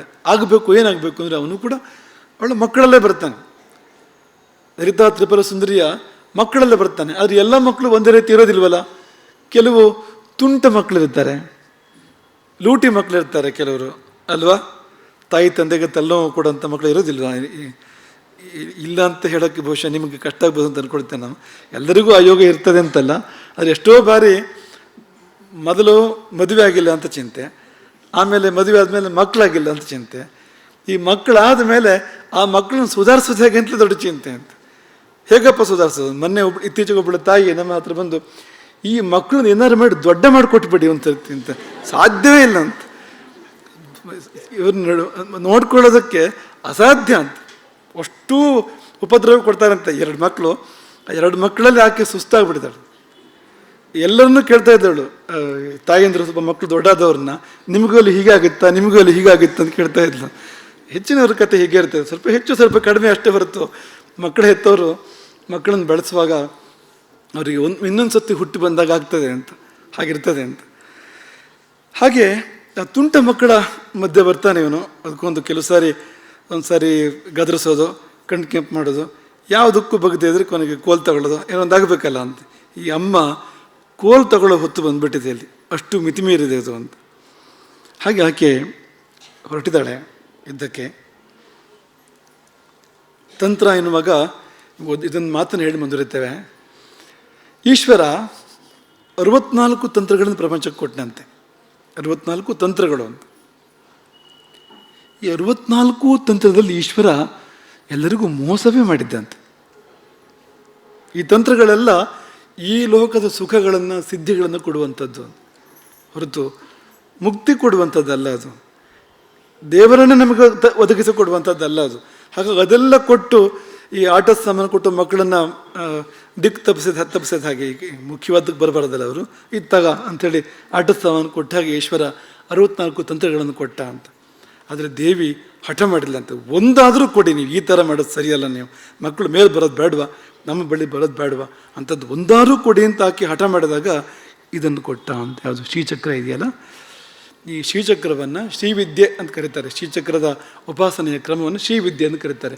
ಕೊಟ್ಟ ಕೊನೆಯದಾಗಿ ಶ್ರೀವಿದ್ಯೆಯನ್ನು ಅವಳ ಹಠಕ್ಕೆ, ಅಮ್ಮನ ಹಠಕ್ಕೆ ಕೊಟ್ಟ ಎಂಬುದಾಗಿ ಶಂಕರಾಚಾರ್ಯ ವರ್ಣನೆ ಮಾಡಿರುವಂಥದ್ದು. ಹೇಳಿದ್ಯಾರು ಅಂದರೆ ಶಿವನೇ ಹೇಳಿದ್ದಿದ್ದು, ಬೇರೆ ಯಾರೂ ಅಲ್ಲ. ಶಿವನೇ ಶಂಕರಾಚಾರ್ಯರಾಗಿ ಸೌಂದರ್ಯ ಲಹರಿಯಲ್ಲಿ ಚತುಷ್ಷಷ್ಟ್ಯ ತಂತ್ರೈ, ಆಮೇಲೆ ಯಾರು ಕೆಲವರು ಬರ್ಬೋದು ಅಂತ ಅಂದ್ಕೊಳ್ತೇವೆ ನಾವು. ಚತುಷ್ಷಷ್ಟ್ಯ ತಂತ್ರೈ ಸಕಲ ಮತಿಸಂಧಾಯ ಭುವನಂ, ಈ ಪ್ರಪಂಚವನ್ನೇ ಮೋಸಗೊಳಿಸಿ ಮರಳುಗೊಳಿಸಿದಾಗ ಶಿವ ತತ್ತ ಸಿದ್ಧಿಪ್ರಸವ ಪರತಂತ್ರ, ಆಯಾ ಸಿದ್ಧಿಗಳನ್ನು ಕೊಡ್ತಕ್ಕಂಥ ತಂತ್ರಗಳು ಇವೆಲ್ಲವೂ ಕೂಡ ಪುನಸ್ತ್ವನ್ನಿರ್ಬಂಧಾತ್, ನಿನ್ನ ಹಠ, ನಿನ್ನ ಆಗ್ರಹದ ಕಾರಣಕ್ಕೋಸ್ಕರವಾಗಿ ಎಲ್ಲ ಪುರುಷಾರ್ಥಗಳನ್ನು ಕೊಡುವಂಥ. ಶ್ರೀಚಕ್ರ ಅಂದರೆ ಧರ್ಮ, ಅರ್ಥ, ಕಾಮ, ಮೋಕ್ಷ 4 ಕೊಡ್ತದೆ ಅಂತ. ಅಲ್ಲಿ ಅರ್ಥ ಕಾಮ ಎನ್ನುವಾಗ ಈ ಲೋಕದ ಎಲ್ಲ ಸಂಪತ್ತುಗಳು, ಎಲ್ಲ ಬಯಕೆಗಳ ಪೂರ್ತಿ ಸಿದ್ಧಿ ಅದೆಲ್ಲವೂ ಬಂತು ಅದರಲ್ಲಿ. ಆದರೆ ಕೊನೆಯಲ್ಲಿ ಮೋಕ್ಷ ಸೇರಿದೆ, ಅದರಲ್ಲಿ ಮೋಕ್ಷವನ್ನು ಕೊಡ್ತಕ್ಕಂಥದ್ದು ಮುಖ್ಯವಾಗಿ. ಅದನ್ನು ಕೊನೆಯಲ್ಲಿ ಈ ಲೋಕಕ್ಕೆ ಇಳಿಸಿದ ಅಂತ ಶಂಕರಾಚಾರ್ಯರು ಹೇಳಿದ್ದನ್ನು ನಾವು ಸ್ಮರಣೆ ಮಾಡಿಕೊಳ್ತೇವೆ. ಅಂತೂ ಇಷ್ಟೆಲ್ಲ ಸಂಭ್ರಮದಲ್ಲಿ ಯುದ್ಧಕ್ಕೆ ಎದ್ದಳು ಲಲಿತಾದೇವಿ. ಸರ್ವಶಕ್ತಿ ಮಹೇಶ್ವರಿ ಎಂಬುದಾಗಿ ಆಕೆಯನ್ನು ಕರೆದಿದ್ದಾರೆ. ಮಹಾಸಾಮ್ರಾಜ್ಯ ಪದವಿ ಮಾರೂಢ, ಮಹಾಸಾಮ್ರಾಜ್ಯ ಪದವಿಯನ್ನು ಎರೆದವಳು ಅವಳು. ಭುವನೇಶ್ವರಿ, ಸಮಸ್ತ ಲೋಕದ ಒಡತಿಯವಳು. ಅವಳು ಚಚಾಲ ಅಂತ. ಚಚಾಲ ಅಂದರೆ ಏನು, ಹೊಂದಿದಳು ಅಂತಷ್ಟೇ, ಇನ್ನೂ ದೊಡ್ಡ ಪ್ರಯಾಣ ಆಗಿಲ್ಲ. ಅವಳು ಅಲ್ಲಿಂದ ಒಂದು ಹೆಜ್ಜೆ ಇಟ್ಲು ಅಂತ. ಜಯಸಿದ್ಧಿಭಿಕಾಂಕ್ಷಣಿ, ಈ ಬಾರಿ ಒಂದು ತೀರ್ಮಾನ ಮಾಡಿದಳು ಅವಳು. ಬಂಡಾಸುರನನ್ನು ಸಂಹಾರ ಮಾಡಿ ಜಯವನ್ನು ಸಾತ್ವಿಕ ಶಕ್ತಿಗಳಿಗೆ ಒದಗಿಸಿಕೊಡ್ಬೇಕು ಅನ್ನೋ ತೀರ್ಮಾನ ಮಾಡಿದಳು ಅವಳು. ಮಾಡಿ ಆಕೆ ಆ ಸೈನ್ಯ ಒಂದಡಿ ಮುಂದಿಡ್ತಿದ್ದ ಹಾಗೆ ಇಡೀ ಜಗತ್ತು ಶಬ್ದಮಯ ಆಯಿತು. ಆ ಸೇನೆಯ ಒಂದು ಕೋಲಾಹಲ ಇದೆಯಲ್ಲ, ಸೇನಾ ಸನ್ನಾಹ ಅಂತ ಹೊರಡುವ ಸಂಭ್ರಮ ಇದೆಯಲ್ಲ, ಶಬ್ದ ಜಗತ್ತೆಲ್ಲವನ್ನೂ ವ್ಯಾಪಿಸಿತು. ಭೂಮಿ ನಡುಗಿತು. ಸರ್ವಭೂತಗಳಲ್ಲಿ ಕ್ಷೋಭೆ ಉಂಟಾಯಿತು. ಸರ್ವಭೂತಗಳಲ್ಲಿ ಎನ್ನುವಾಗ ಭೂತ ಅನ್ನೋ ಶಬ್ದಕ್ಕೆ 2 ಅರ್ಥ. ಒಂದು ಭೂತ ಅಂದರೆ ಪಂಚಭೂತಗಳು, ಪೃಥ್ವಿ, ಅಪ್, ತೇಜೋ, ವಾಯು, ಆಕಾಶ ಅಂತ ಹೇಳ್ತಾರಲ್ಲ, ಭೂಮಿ, ನೀರು, ಗಾಳಿ ಇಂಥದ್ದೆಲ್ಲ. ಅಲ್ಲಿ ಕ್ಷೋಭೆಯಾಗೋ ಸಹಜ. ಯಾಕೆಂದರೆ ಮೂಲ ಪ್ರಕೃತಿಯಲ್ಲೇ ಕ್ಷೋಭೆ ಏರ್ಪಟ್ಟರೆ, ಮೂಲ ಪ್ರಕೃತಿ ಒಂದು ಸಾರಿ ಕಣ್ಣು ಕೆಂಪು ಮಾಡಿ ಎದ್ದರೆ ಇದೆಲ್ಲ ಅದರ ಮರಿಗಳು ಅಂತ. ಇದು ಕ್ಷೋಭೆ ಆಗೋದ್ರಲ್ಲಿ ಏನೂ ಆಶ್ಚರ್ಯ ಇಲ್ಲ ಅಂತ. ಅದು ಒಂದಾದರೆ, ಇನ್ನೊಂದು ಭೂತಾನ ಶಬ್ದಕ್ಕೆ ಎಲ್ಲ ಜೀವಗಳು ಅಂತ, ಸಮಸ್ತ ಜೀವಿಗಳಲ್ಲೂ ಕ್ಷೋಭೆ ಏರ್ಪಡ್ತು. ಈ ವಿಷಯ ಗೊತ್ತಿರೋರು ಗೊತ್ತಿಲ್ಲದಿರೋರು ಎಲ್ಲರಲ್ಲೂ ಏನೋ ಒಂದು ಒಳಗಡೆಯಿಂದ ಒಂದು ಆವೇಗ, ಒಂದು ಉದ್ವೇಗ. ಯಾಕೆಂದರೆ ಆ ಜಗತ್ತಿನ ತಾಯಿ ಆಕೆ ಎದ್ದರೆ, ಆಕೆ ಕ್ಷೋಭೆಗೊಂಡ್ರೆ ಅದರ ಪರಿಣಾಮ ಮಕ್ಕಳದರ ಮೇಲೆ ಆಗಲೇಬೇಕು, ಎಲ್ಲ ಮಕ್ಕಳ ಮೇಲೂ ಆಗಲೇಬೇಕು ಅಂತ. ಹಾಗಾಗಿ ಎಷ್ಟು ಜೀವಗಳಿದೆಯೋ ಎಲ್ಲವೂ ಸಣ್ಣಗೆ ಕಂಪಿಸಿದವು, ಯಾಕೂ ಉದ್ವೇಗಗೊಂಡವು. ಯಾಕೆಂದರೆ ಲಲಿತಾ ಪರಮೇಶ್ವರಿ ಕೋಪಗೊಂಡು ಎದ್ದಿದ್ದಾಳೆ ಅಂತ, ಆ ಕಾರಣಕ್ಕಾಗಿ. ದೇವದೊಂದಿಬೆಗಳ ಘೋಷ, ಸುರಗಾಯಕರ ಗಾಯನ, ನಾರದ ತುಂಬೂರು ಮೊದಲಾದವರದ್ದು ಸಾಕ್ಷಾತ್ ಸರಸ್ವತಿಯ ಗಾಯನ. ಆಕೆ ಹೊರಡುವಾಗ ಸರಸ್ವತಿಯ ಗಾಯನ ಇತ್ತಂತೆ, ಸಾಕ್ಷಾದೇವ ಸರಸ್ವತಿ, ಜಯಮಂಗಲ ಶಬ್ದಗಳು ಇದೆಲ್ಲ ನಡೀತಾ ಇದೆ. ಹರ್ಷೇಣ ಅಂತಹ ದೈವಿ ಶಕ್ತಿಗಳು ಸಂತೋಷದಲ್ಲಿ ಕುರುಡಾದವು, ಅವುಗಳಿಗೆ ಕಣ್ಣೇ ಕಾಣಲಿಲ್ಲವಂತೆ. ಖುಷಿಯಲ್ಲಿ ದೇವತೆಗಳಿಗೋ ಅಥವಾ ಯಕ್ಷ ಗಂಧರ್ವರಿಗೋ ವಿದ್ಯಾಧರರಿಗೋ ಪ್ರಪಂಚ ಕಾಣದೆ ಹೋಯಿತು, ಅಷ್ಟು ಸಂತೋಷವಾಗಿ ಕುಣಿದಾಡಿದರು ಅವರೆಲ್ಲರೂ ಕೂಡ. ಈತನ ಮಧ್ಯೆ ಸಪ್ತರ್ಷಿಗಳು ಬಂದು 4 ವೇದಗಳನ್ನು ಪ್ರಯೋಗ ಮಾಡಿ, ಋಗ್ವೇದ, ಯಜುರ್ವೇದ, ಸಾಮವೇದ, ಅಥರ್ವವೇದ 4 ವೇದಗಳನ್ನು ಪ್ರಯೋಗ ಮಾಡಿ ದೇವಿಯ ಕಲೆಯನ್ನು ಹೆಚ್ಚಿಸಿದರು. ನೋಡಿ, ಇದಕ್ಕೆ ಋಷಿಗಳು ಅಂತ ಹೇಳೋದು. ಇಂಥ ಅಮ್ಮನವರು ಅವಳನ್ನು ಬೆಳೆಸೋದಕ್ಕೆ ಬೇರೆ ಯಾರಿಂದ ಸಾಧ್ಯ ಅಂತ, ಆದರೆ ಮಂತ್ರಗಳಿಂದ ಸಾಧ್ಯ. ಮತ್ತು ಇಂಥ ಋಷಿ ವಿಪ್ರವರ್ಯರಿಂದ ಸಾಧ್ಯ ಅದು ಅಂತ. ಹಾಗಾಗಿ ಸಪ್ತರ್ಷಿಯ ವಸಿಷ್ಠಾದ್ಯಾಹ, ವಸಿಷ್ಠರೇ ಮೊದಲಾದ ಸಪ್ತರ್ಷಿಗಳು 4 ವೇದಗಳ ಮಂತ್ರಗಳ ಮೂಲಕವಾಗಿ, ಹೇಗಾದರೆ ಆಜ್ಯವನ್ನು ಅರ್ಪಿಸುವುದರ ಮೂಲಕವಾಗಿ ಅಗ್ನಿಯನ್ನು, ಅಗ್ನಿಶಿಖೆಯನ್ನು, ಪರಮ ಪಾವನವಾಗಿರ್ತಕ್ಕಂಥ ಆ ಅಗ್ನಿ ಜ್ವಾಲೆಯನ್ನು ಹೇಗೆ ಭುಗಿಲೆದ್ದು ಎಬ್ಬಿಸಲಿಕ್ಕೆ ಸಾಧ್ಯವೋ ಆ ರೀತಿಯಲ್ಲಿ ಆ ದೇವಿಯನ್ನು ಮೊದಲೇ ಅದು ಪೂರ್ತಿ ವಿವೃದ್ಧವಾಗಿದ್ದ ಕಲೆ ಅದು, ಅದನ್ನು ಅವರು ಮತ್ತಷ್ಟು ಹೆಚ್ಚಿಸುವಾಗ ಆಕೆ ಶಕ್ತಿ ಸೈನ್ಯದೊಡನೆ ಯುದ್ಧಕ್ಕೆ ಮುಂದಾದಳು. ಭಂಡಾಸುರನ ನಗರದ ಕಡೆಗೆ ಆಕೆ ಪ್ರಯಾಣ ಬೆಳೆಸಿದಳು. ಭಂಡಾಸುರ ವಧೋದ್ಯುಕ್ತ ಶಕ್ತಿ ಸೇನಾ ಸಮನ್ವಿತ. ಭಂಡಾಸುರನ ವಧೆಗಾಗಿ ಉದ್ಯುಕ್ತವಾದ ಶಕ್ತಿ ಸೇನೆಯಿಂದ ಸಮನ್ವಿತಳಾಗಿ ದೇವಿ ಇಲ್ಲಿ ಹೊರಟಾಗ, ಶ್ರೀಮನ್ ನಗರದಿಂದ ಹೊರಟಾಗ ಶೂನ್ಯಕ ನಗರದಲ್ಲಿ ಪರಿಣಾಮಗಳಾದವಂತೆ. ಇನ್ನು ಇಲ್ಲಿಂದ ಹೊರಟಿದ್ದಷ್ಟೇ, ಅಷ್ಟು ಬೇಗ ಶೂನ್ಯಕ ನಗರದಲ್ಲಿ, ಶೂನ್ಯಕ ನಗರ ಅಂದರೆ ಅವನ ಊರು, ಒಳ್ಳೆ ಹೆಸರಿಟ್ಕೊಂಡಿದ್ದಾನೆ ಊರಿಗೆ, ಶೂನ್ಯಕ ನಗರ ಅಂತ. ತುಂಬಿ ಹೋಗಿದೆ ಊರದು, ರಾಕ್ಷಸರ ಹಿಂಡು ಅಲ್ಲಿ ಲೆಕ್ಕ ಹಾಕಲಿಕ್ಕೆ ಸಾಧ್ಯ ಇಲ್ಲ. ಅದ್ರ ಹೆಸರು ಮಾತ್ರ ಶೂನ್ಯಕ ನಗರ ಅಂತ. ಹೌದು ಬಿಡಿ, ಶೂನ್ಯಕ ಅಂದರೆ ಧರ್ಮಶೂನ್ಯ, ಅದು ಶೂನ್ಯಕ ನಗರ ಅಂತ. ಒಳ್ಳೆಯವರು ಇಲ್ಲ ಅಲ್ಲಿ. ಸೀತೆ ರಾವಣನ ಕೇಳದಂತೆ, ಈ ಲಂಕೆಯಲ್ಲಿ ಯಾರೂ ಒಳ್ಳೆಯವರೇ ಇಲ್ವಾ, ಅಥವಾ ಅವರ ಮಾತನ್ನು ನೀನು ಕೇಳೋದಿಲ್ವಾ ಅಂತ. ಇಹ ಸಂತೋ ನವಾಸಂತಿ, ಒಳ್ಳೆ ಮನುಷ್ಯರ ಇಲ್ವಾ ಲಂಕೆಯಲ್ಲಿ? ಹಾಗೊಂದು ಊರು ಇರ್ತದ ಪ್ರಪಂಚದಲ್ಲಿ ಒಳ್ಳೆ ಮನುಷ್ಯರು ಇಲ್ಲದೆ ಇರುವಂಥದ್ದು ಅಂತ, ಅಂಥ ಊರ ಇದು ಅಂತ. ಸತೋವಾ ನಾನು ವರ್ತಸೆ, ಅಥವಾ ಅವರನ್ನು ಅನುಸರಿಸೋದಿಲ್ವ ನೀನು ಅಂತ, ಅವರ ಮಾತನ್ನು ಕೇಳೋದಿಲ್ವ ನೀನು ಅಂತ. ಎರಡನೇದು ಸರಿ ಅದು. ಯಾಕೆಂದರೆ ವಿಭೀಷಣ ಇದ್ದ ಅಲ್ಲಿ, ಅವನು ಸಾಕಷ್ಟು ತಿಳಿ ಹೇಳಿದ್ದ ರಾವಣನಿಗೆ, ಕೇಳಲಿಲ್ಲ ರಾವಣ. ಹಾಗೆ ಸತೋವಾ ನಾನು ವರ್ತಸೆ ಎಂಬ ಆ ಮಾತೇ ಸತ್ಯ ಅಲ್ಲಿ. ಹಾಗೆ ಸಜ್ಜನ ಶೂನ್ಯ, ಧರ್ಮಶೂನ್ಯ, ವೇದಶೂನ್ಯ ಹೀಗೆಲ್ಲ ಇರ್ಬೋದು ಅದರ ಪರಿಸ್ಥಿತಿ. ಎಲ್ಲಿತ್ತು ಈ ಪಟ್ಟಣ ಅಂತಂದರೆ, ದಕ್ಷಿಣ ಸಮುದ್ರ ತೀರದ ಮಹೇಂದ್ರ ಪರ್ವತದ ತಪ್ಪಲಿನಲ್ಲಿ ಈ ಪಟ್ಟಣ ಇತ್ತಂತೆ. ಮಹೇಂದ್ರ ಪರ್ವತ ಅಂದರೆ ಎಲ್ಲಿಂದ ಸಮುದ್ರ, ಎಲ್ಲಿಂದ ಹನುಮಂತ ಲಂಕೆಗೆ ಹಾರಿದನೋ ಆ ಪರ್ವತ ಅದು. ಯಾವ ಪರ್ವತದ ನೆತ್ತಿಯನ್ನೇರಿ ಒದ್ದು ಆ ಪರ್ವತವನ್ನು ಆಂಜನೇಯ ಲಂಕೆಗೆ ಹಾರಿದನೋ, ಅಂದರೆ ಲಂಕೆ ಮತ್ತು ಭಾರತದ ಆ ಕೊಂಡಿ ಇದೆಯಲ್ಲ, ಲಂಕೆ ಮತ್ತು ಭಾರತ, ಅಲ್ಲಿಂದ ಮುಂದಕ್ಕೆ ಸಮುದ್ರ ಮತ್ತು ಆಮೇಲೆ ಲಂಕೆ ಅಂತ ಆ ಪ್ರದೇಶ, ಆ ಪರಿಸರ ಅದು ಅಲ್ಲಿದೆ. ಆ ಮಹೇಂದ್ರ ಪರ್ವತ ತಮಿಳುನಾಡು, ಇವತ್ತಿನ ತಮಿಳುನಾಡಿನಲ್ಲಿ ಅದು ಬರ್ಬೋದು. ಅದು ಕನ್ಯಾಕುಮಾರಿಯ ಪರಿಸರದಲ್ಲಿ, ಈಗ ರಾಮ್ ಸೇತು ಅಂತ ಹೇಳ್ತಾರಲ್ಲ ಆ ಪರಿಸರದಲ್ಲಿ ಅದು ಬರ್ಬೋದು ಆ ಪರ್ವತ, ಅದು ಅಲ್ಲಿತ್ತದು. ಆದರೆ ನಾವು ಒಂದೊಂದು ಚೆನ್ನಾಗಿ ಮನಸ್ಸಲ್ಲಿ ಇಟ್ಕೊಳ್ಬೇಕು. ನಿಮಗೆಲ್ಲ ವಿಜ್ಞಾನ ಓದ್ಕೊಂಡವರಿಗೆ ಇದೆಲ್ಲ ಏನಪ್ಪ ಇದೆಲ್ಲ ಚಂದಮಾಮ ಕತೆ ಇದು ಅಂತ ಅನ್ಸ್ಬಿಡ್ಬೋದು ನಮಗೆ. ದೇವಿ ಅಂಕುಶದಿಂದಲೇ ಮತ್ತೊಂದು ದೇವಿ ಹುಟ್ಟು ಬರೋದಂತೆ, ಪಾಶದಿಂದಲೇ ಇನ್ನೊಂದು ದೇವಿ ಹುಟ್ಟು ಬರೋದಂತೆ. ಇದೆಲ್ಲ ಹೌದಾ? ಅಲ್ಲಿ ಮಹೇಂದ್ರ ಪರ್ವತದ ಬಿಡೋದು ಇದೆಲ್ಲ ಆಗಿದ್ದು ಹೌದಾ ಅಂದರೆ, ಈ ಘಟನೆಗಳು ನಡೆಯುವುದು ಬೇರೆ ಜಗತ್ತಿನಲ್ಲಿ. ನೋಡೋದಕ್ಕೂ ಬೇರೆ ಕಣ್ಣು ಬೇಕು, ಬೇರೆ ನೋಟ ಬೇಕು, ಅದಕ್ಕೆ ಧ್ಯಾನದ ದೃಷ್ಟಿ ಬೇಕು. ಅದಕ್ಕೆ ದೃಷ್ಟಿಯಲ್ಲಿ ಇವೆಲ್ಲವೂ ಇಂದಿಗೂ ಗೋಚರವಾಗುವ ಸತ್ಯಗಳು. ಈ ಯುದ್ಧ, ಈ ಲಲಿತಾ ಪರಮೇಶ್ವರಿ, ಈ ವಿಜೃಂಭಣೆ, ಇದೆಲ್ಲವನ್ನೂ ಕೂಡ ಧ್ಯಾನದಿಂದ ಸಾಕ್ಷಾತ್ಕರಿಸಿಕೊಂಡು ಗ್ರಂಥಗಳ ರೂಪಕ್ಕೆ ತಂದಿದ್ದಾರೆ ಅದನ್ನು. ಯಾಕೆಂದರೆ ಲಲಿತೆಯನ್ನು ಅನೇಕರು ವರ್ಣನೆ ಮಾಡ್ತಾರೆ, ಯಾರು ಒಬ್ಬರೇ ಅಲ್ಲ, ಎಲ್ಲ ಒಂದೇ ರೀತಿ ವರ್ಣನೆ ಮಾಡಿದ್ದಾರೆ. ಬೇರೆ ಬೇರೆ ಕಾಲಘಟ್ಟಗಳಲ್ಲಿ ಈ ಲಲಿತಾ ತ್ರಿಪುರ ಸುಂದರಿಯನ್ನು ಬೇರೆ ಬೇರೆಯವರು ವರ್ಣನೆ ಮಾಡಿ ಗ್ರಂಥಗಳನ್ನು ರಚನೆ ಮಾಡಿದ್ದಾರೆ. ಎಲ್ಲ ಒಂದೇ ರೀತಿ ಇದೆ. ಯಾಕೆ ಹಾಗಿದೆ ಅದು? ಋಷಿಗಳು ವರ್ಣನೆ ಮಾಡಿರುವಂಥದ್ದು, ಅವರನ್ನು ಕವಿಗಳಲ್ಲ. ಕವಿಗಳಿಗೂ ಋಷಿಗಳಿಗೂ ವ್ಯತ್ಯಾಸ ಇದೆ. ಕವಿ ಅಂದರೆ ಕಲ್ಪನೆ ಮಾಡಿ ಅವನು ಬರಿತಾನೆ ಅವನದನ್ನು. ಅಪಾರೇ ಕಾವ್ಯ ಸಂಸಾರೇ ಕವಿರೇಕ ಪ್ರಜಾಪತಿ. ಕಾವ್ಯವೇ ಒಂದು ಪ್ರಪಂಚ, ಕವಿಯೇ ಬ್ರಹ್ಮ. ಯಥಾಸ್ಮೈ ರೋಚತೆ ವಿಷ್ಣು. ಅವನಿಗೇನು ತೋರ್ತದೋ ಹಾಗೆ ಅದು ಆ ಕಲ್ಪನೆ ಪ್ರಕಾರ ಅದು ಬದಲಾಗ್ತಾ ಹೋಗ್ತದೆ. ಅದು ಕವಿ ವಿಷಯ ಆಯಿತು, ಋಷಿ ವಿಷಯ ಹಾಗಲ್ಲ. ಕವಿ ಕಲ್ಪನೆಯಿಂದ, ಆದರೆ ಋಷಿಶ್ಚ ಕಿಲ ದರ್ಶನಾತ್, ದರ್ಶನದಿಂದ ಋಷಿ ಏನು ಕಾಣುವಂಥದ್ದು ಅಂತ. ಹಾಗಾಗಿ ಅದು ಇನ್ನೊಂದು ಮಜಲು, ಇನ್ನೊಂದು ಆಯಾಮ, ಇನ್ನೊಂದು ನಮ್ಮ ದೃಷ್ಟಿ ನೋಟ ಬೇಕಾಗ್ತದೆ. ಇದ್ದಾಗ ಇದೆಲ್ಲವೂ ನಾವೀಗ ಹೇಗೆ ಬೆಳ್ಳಿ ತೆರೆ ಮೇಲೆ ನೋಡ್ತೇವೋ ಹಾಗೆ ತೆರ್ಕೊಡ್ತದೆ, ಸಾಧ್ಯ ಇದೆ. ಅದು ಮಹೇಂದ್ರ ಪರ್ವತ ಅನ್ನೋದು ಇದಕ್ಕೆ ಉದ್ಬೋಧಕ ಅಂತ. ಈಗ ಕೈಲಾಸ ಅಂತಂದರೆ ಕೈಲಾಸ ಶಿವಪಾರ್ವತಿಯರ ದರ್ಶನಕ್ಕೆ ಉದ್ಬೋಧಕ. ಅದು ಆ ಪರಿಸರದಲ್ಲಿ ಕೂತ್ಕೊಂಡು ನಮ್ಮಲ್ಲಿ ಆ ಧರ್ಮವನ್ನು ಪ್ರಚೋದನೆ ಮಾಡ್ತದೆ. ಅದು ಅದಕ್ಕಾಗಿ ಅದನ್ನು ಶಿವಪಾರ್ವತಿ ನಿವಾಸ ಎಂಬುದಾಗಿ ಕರೆದಿರ್ತಕ್ಕಂಥದ್ದು. ಹಾಗೆ ಅಂಥ ಒಂದು ಮಹೇಂದ್ರ ಪರ್ವತದ ತಪ್ಪಲಿನಲ್ಲಿ ಶತಯೋಜನ ವಿಸ್ತಾರದ 100 ಯೋಜನೆ ವಿಸ್ತಾರದ ಶೂನ್ಯಕ ಪಟ್ಟಣ. ಈ ಶಕ್ತಿ ಸೇನೆಯ ರಣಕೋಲಾಹಲ ಧ್ವನಿ, ಆ ಕಂಪ ಶೂನ್ಯಕವನ್ನು ತಲುಪಿತು. ಇದೇ ಮೊದಲ ಬಾರಿಗೆ ಭಂಡಾಸುರನ ಪ್ರಜೆಗಳು ದಿಗಿಲಾದರು.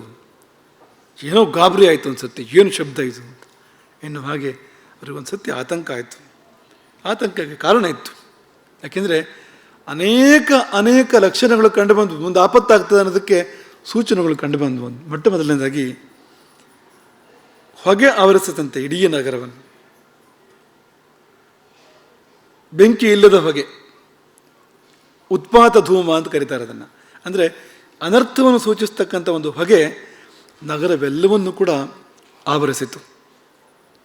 ಶೂನ್ಯಕ ನಗರದ ಪರಿಸರದಲ್ಲಿ ಭೂಮಿ ಕಂಪಿಸಿತು. ಯಾವುದೇ ಕಾರಣ ಇಲ್ಲದೆ ಗೋಡೆಗಳು ಸೀಳಿ ಹೋದುವಂತೆ.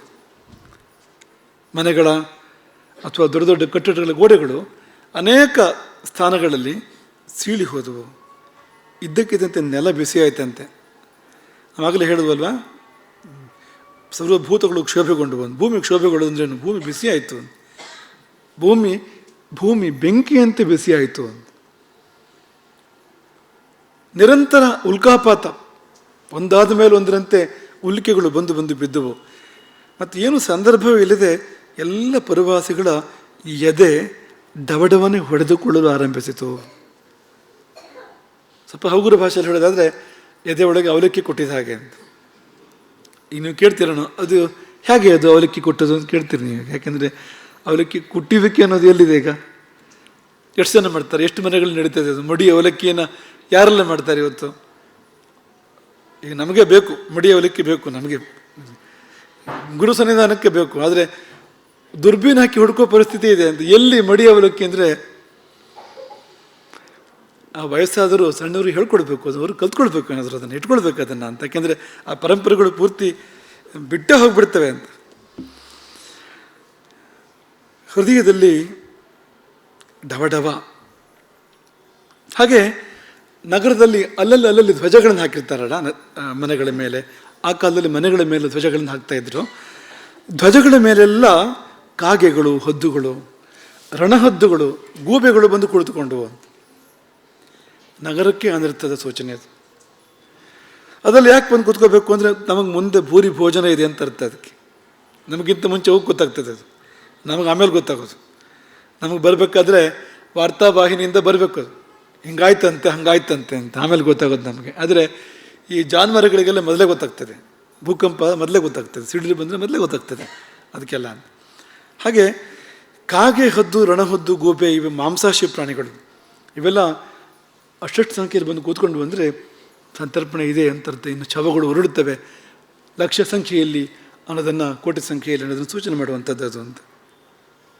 ಹಾಗೆ ಕ್ರೂರ ಪ್ರಾಣಿಗಳ ಧ್ವನಿ ಕೇಳಿಬಂತಂತೆ, ಅಲ್ಲಲ್ಲಿ ಸಿಂಹದ್ದು, ಹುಲಿದೋ ಅಥವಾ ಕರಡಿಯದ್ದೋ ಇಂಥ ಕ್ರೂರ ಪ್ರಾಣಿಗಳ ಧ್ವನಿ ಕೇಳಿಬಂತಂತೆ. ಆದರೆ ಆ ಪ್ರಾಣಿಗಳು ಕಾಣ್ತಾ ಇರಲಿಲ್ಲ. ಅಂದರೆ ಶರೀರ ಇಲ್ಲದೇನೆ ಬರೇ ಕ್ರೂರ ಪ್ರಾಣಿಗಳ ಭೀಕರವಾದ ಧ್ವನಿಗಳು ಅಲ್ಲಲ್ಲಿ ಕೇಳಿ ಬಂದವು. ಯಾಕೆ ಇದನ್ನೆಲ್ಲ ಹೇಳ್ತಾ ಇದ್ದೇವೆ ಅಂದರೆ, ನಮ್ಮ ಜೀವನದಲ್ಲಿ ಎಲ್ಲರೂ ಇಂಥದ್ದು ಅನುಭವಕ್ಕೆ ಬಂದಾಗ ತಿಳ್ಕೊಳ್ಳೋಕೆ ಸಹಾಯ ಆಗ್ತದೆ ಅನ್ನೋ ಕಾರಣಕ್ಕೆ. ಮತ್ತು ಧೂಮಕೇತುಗಳ ದರ್ಶನ, ಅಲ್ಲಲ್ಲಿ ಅಲ್ಲಲ್ಲಿ ಅಲ್ಲ ಎಲ್ಲೆಡೆ ಧೂಮಕೇತುಗಳ ದರ್ಶನ. ಆ ಧೂಮಕೇತುಗಳು ಹೊಗೆ ಹೊಗಳ್ತಾ ಇದ್ವು ಮತ್ತು ಮಲಿನವಾಗಿದ್ವು, ಶುಭಾವಹವಾಗಿಲ್ಲ, ಅಶುಭಾವಹವಾಗಿದ್ದಂಥ ಧೂಮಕೇತುಗಳ ದರ್ಶನ. ರಾಕ್ಷಸ ಸ್ತ್ರೀಯರು, ಪಂಡಾಸುರನ ಪತ್ನಿಯರೋ, ಅವನ ಮಕ್ಕಳ ಪತ್ನಿಯರೋ, ಅವನ ಮಂತ್ರಿಗಳ ಪತ್ನಿಯರೋ ಅಥವಾ ಇತ್ಯಾದಿ ರಾಕ್ಷಸ ಸ್ತ್ರೀಯರು, ಅವರು ತೊಟ್ಟ ಆಭರಣಗಳು ಇದ್ದಕ್ಕಿದ್ದಂತೆ ಕಳಚಿ ಬೀಳೋಕ್ಕೆ ಶುರುವಾದವು ಅಂತ. ಕಾರಣವೇ ಇಲ್ಲದೆ ಕಳಚಿ ಬೀಳ್ತಾ ಇದ್ವಂತೆ. ಅವ್ರಿಗೆ ಗೊತ್ತಾಗೋಯ್ತು, ಹೆಚ್ಚು ಕಾಲ ನಮಗಿಲ್ಲ ಇನ್ನಿದು ಅಂತ. ಈ ಮುತ್ತೈದೆ ಶೋಭೆ ಆಭರಣಗಳು ಹೆಚ್ಚು ಕಾಲ ನಮಗಿಲ್ಲ ಅಂತ ಅವ್ರ ಮನಸ್ಸಿಗೆ ಅನಿಸಿ ಅವರು ಹಾಹಾಕಾರ ಮಾಡಿದರು, ದೊಡ್ಡ ಸ್ವರದಲ್ಲಿ ಅತ್ತರು. ಇನ್ನು ಶುಭ್ರವಾದ ವಸ್ತುಗಳಿರ್ತವೆ ಕೆಲವು, ಕನ್ನಡಿ, ಕವಚ, ಧ್ವಜ, ಖಡ್ಗ ತುಂಬ ಶುದ್ಧವಾಗಿರಬೇಕು, ಮುಖ ಕಾಣಬೇಕು ಅಂತ ಲೆಕ್ಕ ಖಡ್ಗ ಅಂದರೆ, ಮಣಿ, ಇಂಥದ್ದೆಲ್ಲ. ಅಥವಾ ಶುಭ್ರವಾದ ವಸ್ತ್ರಗಳು ಇವೆಲ್ಲ ಇದ್ದಕ್ಕಿದ್ದಂತೆ ಮಲಿನವಾದವು, ಮಂಕಾದವು. ಈ ಕನ್ನಡಿ ಅಂಥದ್ದೆಲ್ಲ ಒರೆಸಿದಾಗೆ ಮತ್ತೆ ಮಂಕಾದವಂತೆ. ಮುಖ್ಯವಾಗಿ ಯುದ್ಧೋಪಕರಣಗಳು, ಅದರಲ್ಲೂ ಕೂಡ ಅವು ಮತ್ತೆ ಬಾರಿಗೆ ಮಂಕಾಗ್ತಾ ಇದ್ವು ಅಂತ. ಇದಲ್ಲದೆ ಭೂತಭಾಷಿತ ಅಂದರೆ ಭೂತಗಳು ಮಾತಾಡೋದು, ಅಗೋಚರ ಶಕ್ತಿಗಳು ಮಾತಾಡೋದು. ಕಠೋರ ಸ್ವರದಲ್ಲಿ ಆ ಭೂತಭಾಷಿತಗಳು ಅಲ್ಲಲ್ಲಿ ಕೇಳಿಬಂದ್ವು. ದೊಡ್ಡ ಪಟ್ಟಿ ಇದೆ, ಎಲ್ಲೆಲ್ಲಿ ಕೇಳಿಬಂತು ಅಂದರೆ ಒಂದು ನಗರ ಹೇಗಿರುತ್ತೆ ಅಂತ ಗೊತ್ತಾಗ್ತದೆ ಕೇಳಿರೋದನ್ನು. ಉಪ್ಪರಿಗೆ ಮನೆಗಳು, ಚಂದ್ರಚಾರಗಳು, ಕ್ರೀಡಾ ಮಂದಿರಗಳು, ಮಹಡಿಗಳು, ಗೋಶಾಲೆಗಳು, ಅಂಗಡಿ ಬೀದಿಗಳು, ಸಭಾಮಂದಿರಗಳು, ಚೌಕಗಳು, ಅಂಗಳಗಳು, ಸೈನ್ಯ ಭವನಗಳು, ಸರ್ವತೋಭದ್ರ, ನಂದ್ಯಾವರ್ತ, ಸ್ವಸ್ತಿಕ ಮೊದಲಾದ ವಿಶಿಷ್ಟವಾಗಿರ್ತಕ್ಕಂಥ ದೊಡ್ಡ ಭವನಗಳು, ಉನ್ನತ ಭವನಗಳು. ಆಗಿನ ಕಾಲದ ಉನ್ನತ ಭವನಗಳ ವಿನ್ಯಾಸದ ವೈಶಿಷ್ಟ್ಯ ಅದು. ಸರ್ವತೋಭದ್ರ, ನಂದ್ಯಾವರ್ತ, ಸ್ವಸ್ತಿಕ, ಇದೆಲ್ಲ ಆ ಒಂದೊಂದು ವಾಸ್ತುವಿನ ಹೆಸರು, ಒಂದೊಂದು ವೈವಿಧ್ಯ ಅದು. ನಿರ್ಬಂಧಿತ ಪ್ರದೇಶಗಳು, ಅಂತಃಪುರಗಳು, ಹೊಲೆ ಮನೆಗಳು, ಅಲ್ಲಿ ಮೇಲಿಗೆ ಆದಾಗ ಹೋಗಿರ್ತಕ್ಕಂಥ ಮನೆಗಳು ಅಂತ. ಈಗ ಬೇಕಾಗೋದಿಲ್ಲ ಅದೇನು, ಯಾಕಂದರೆ ಮೇಲಿಗೆ ಆದಾಗ ಇರಲಿಕ್ಕೆ ಏನು ಬೇರೆ ಜಾಗ ಬೇಡ, ಇಡೀ ಮನೇಲಿ ಇರ್ಬೋದು, ಎಲ್ಲ ಕಡೆ ಪೂರ್ತಿ ಹೋಗ್ಬೋದು ಅಂತ ಕಾಲ ಬಂದಿದ್ದರಿಂದ ಈ ಹೊಲೆ ಮನೆಗೆ ಪ್ರಸಕ್ತಿ ಇಲ್ಲ ಅನ್ನೋ ಸಂದರ್ಭ ಬಂದುಬಿಟ್ಟಿದೆ. ಆದರೆ ಅವತ್ತಿನ ಕಾಲದಲ್ಲಿ ರಾಕ್ಷಸರ ಮನೆಗಳಲ್ಲೂ ಕೂಡ ಒಂದು ಹೊಲೆ ಮನೆ ಅಂತ ಬೇರೆ ಇರ್ತಿತ್ತು, ಯಾಕೆಂದರೆ ಮೇಲಿಗೆ ಆದಾಗ ಅಲ್ಲಿ ಹೋಗಿರುವಂಥ ಆ ಸಮಯದಲ್ಲಿ ಅಂತ, ಅದಕ್ಕೋಸ್ಕರ ಇರ್ತಿತ್ತು ಅದು ಅಂತ. ಗರ್ಭಗೃಹಗಳು, ಗೋಪುರಗಳು, ಬಾಗಿಲುಗಳು, ಜಂತಿಗಳು, ಗವಾಕ್ಷಿಗಳು, ಕೋಣೆಗಳು, ಮನೆಗಳು ಮತ್ತು ಯುದ್ಧಾಭ್ಯಾಸದ ಸ್ಥಳಗಳು, ಹೀಗೆ ವಿಹಾರ ಸ್ಥಾನಗಳು ಎಲ್ಲ ಕಡೆ ಎಲ್ಲೆಂದರಲ್ಲಿ ಅಂತ ಘೋರಧ್ವನಿ ಭೂತಗಳು ಮಾತಾಡುವಂಥದ್ದು, ಅವು ಕೆಡುಕನ್ನು ಹೇಳುವಂಥದ್ದು. ಯಾಕೆಂದರೆ ಅವರೆಲ್ಲ ಭಾರಿ ಹತ್ತಿರ ರಾಕ್ಷಸರಿಗೆ, ಅವ್ರು ನೆಂಟ್ರಷ್ಟರು ಇದ್ದಾಗ ರಾಕ್ಷಸರಿಗೆ ಅಂತ. ಹಾಗೆ ಬಂದು ಹೇಳಬೇಕಲ್ಲ, ತೊಂದರೆ ಬರ್ತಾಯಿದೆ ಮುಂದಕ್ಕೆ ಅಂತ ಎಲ್ಲ ಬಂದು ಹೇಳಿದ್ವು ಅಂತ. ಇದೆಲ್ಲ ಏನಪ್ಪ ಅಂದರೆ ಅಶುಭ ನಿಮಿತ್ತಗಳು. ಸೂರ್ಯಮಂಡಲವನ್ನು ನೋಡ್ತಾ ಕಾಗೆಗಳು ಅರಚಿದ್ವಂತೆ, ಹಿಂಡು ಕಾಗೆಗಳು ಸೂರ್ಯಮಂಡಲವನ್ನು ನೆಟ್ಟಗೆ ನೋಡ್ತಾ ಅರಚೋದು ಅಂತ. ಕೂದಲಿನ ಕಟ್ಟುಗಳು ಅಲ್ಲಲ್ಲಿ ಬೀಳ್ತಾ ಇದ್ವಂತೆ. ಅದು ಕಪ್ಪು ಅಲ್ಲ, ಬೆಳೆಯುವಲ್ಲ, ಬೂದು ಬಣ್ಣದ ಕೂದಲಿನ ಕಟ್ಟುಗಳು, ಒಂದು ಯಾರಿದ್ದು ಅಲ್ಲ ಅಂತ ಗೊತ್ತಾಗೋದಕ್ಕೆ ಬೇಕಾಗಿ ಬೂದು ಬಣ್ಣದ ಕೂದಲಿನ ಕಟ್ಟುಗಳು ಅಲ್ಲಲ್ಲಿ ಬಂದು ಬೀಳ್ತಾ ಇದ್ವಂತೆ. ಇಲ್ಲಾರು ಹೋಮ ನಡೀತಾ ಇದ್ದರೆ, ಅವ್ರ ಹೋಮಗಳು ನಡೀತಾ ಇದ್ದರೆ ರಕ್ತ ಬಿಂದುಗಳು ಅಲ್ಲಿ ಬಂದು ಸುರಿದ್ವಂತೆ ಆ ಹೋಮಗಳಲ್ಲಿ ಅಂತ. ದುರ್ನಿಮಿತ್ತಗಳು ಅಂತ ಏನಿದು ಅಂದರೆ, ಪ್ರಕೃತಿ ತುಂಬ ಮಮತಾಮಯಿ, ಅವಳು ಸೂಚನೆ ಕೊಡ್ತಾಳೆ ಮೊದಲೇ, ಒಳ್ಳೆಯದು ಕೆಟ್ಟದ್ದು ಎರಡನ್ನೂ ಕೂಡ ನಮಗೆ ಹೇಳ್ತಾಳೆ. ಅದನ್ನು ಗ್ರಹಿಸುವಂಥ ಸೂಕ್ಷ್ಮ ದೃಷ್ಟಿ ಮತ್ತು ಆ ಸೂಕ್ಷ್ಮವಾಗಿರುವಂಥ ಬುದ್ಧಿ ನಮಗೆ ಬೇಕು ಅಂತ. ಪ್ರಕೃತಿ ಮುಂದಾಗೋದನ್ನು ಹೇಳಿಬಿಡ್ತಾಳೆ ನಮಗೆ ಅಂತ.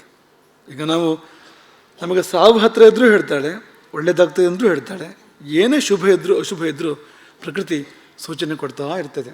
ಅದು ಮೂರು ಕಡೆ ಸೂಚನೆ ಕೊಡ್ತದೆ. ಒಂದು ಅಂತರಿಕ್ಷದಲ್ಲಿ, ಗ್ರಹಗಳ ನಕ್ಷತ್ರಗಳ ರೂಪದಲ್ಲಿ, ಅದೊಂದು ಕಡೆಗೆ. ಇನ್ನೊಂದು ನಮ್ಮ ಶರೀರದಲ್ಲಿ ಸೂಚನೆ ಕೊಡ್ಬೋದು, ಭೂಮಿಯಲ್ಲಿ ನಮ್ಮ ಸುತ್ತಮುತ್ತಲೂ ಸೂಚನೆ ಕೊಡ್ಬೋದು, ಶಕುನಗಳ ರೂಪದಲ್ಲಿ ಸೂಚನೆ ಕೊಡ್ಬೋದು. ಆ ಶಕುನ ಶಾಸ್ತ್ರ ಗೊತ್ತಿದ್ದರೆ ನಮಗೆ ನಮ್ಮ ಹಣೆ ಬರಹ ಗೊತ್ತಾಗ್ತದೆ, ನಮ್ಮ ಮುಂದೆ ಏನಾಗ್ತೇವೆ, ಏನಾಗಲಿಕ್ಕಿದೆ ಅಂತ ಗೊತ್ತಾಗ್ತದೆ ನಮಗೆ ಅಂತ. ಕಂಸನಿಗೆ ಹಿಂದಿನ ರಾತ್ರಿ, ಅವನು ಸಾಯೋ ಹಿಂದಿನ ರಾತ್ರಿ ಸ್ವಪ್ನ ಬಿತ್ತಂತೆ. ಹಗಲು ಕೂಡ ಅವನಿಗೆ ಕೆಲವು ನಿಮಿತ್ತಗಳು ಅಂದರೆ ನೆರಳು ಕಾಣೋದಂತೆ ಅವನದ್ದು. ಆ ನೆರಳಿಗೆ ತಲೆಯೇ ಇಲ್ಲ ಅಂತ.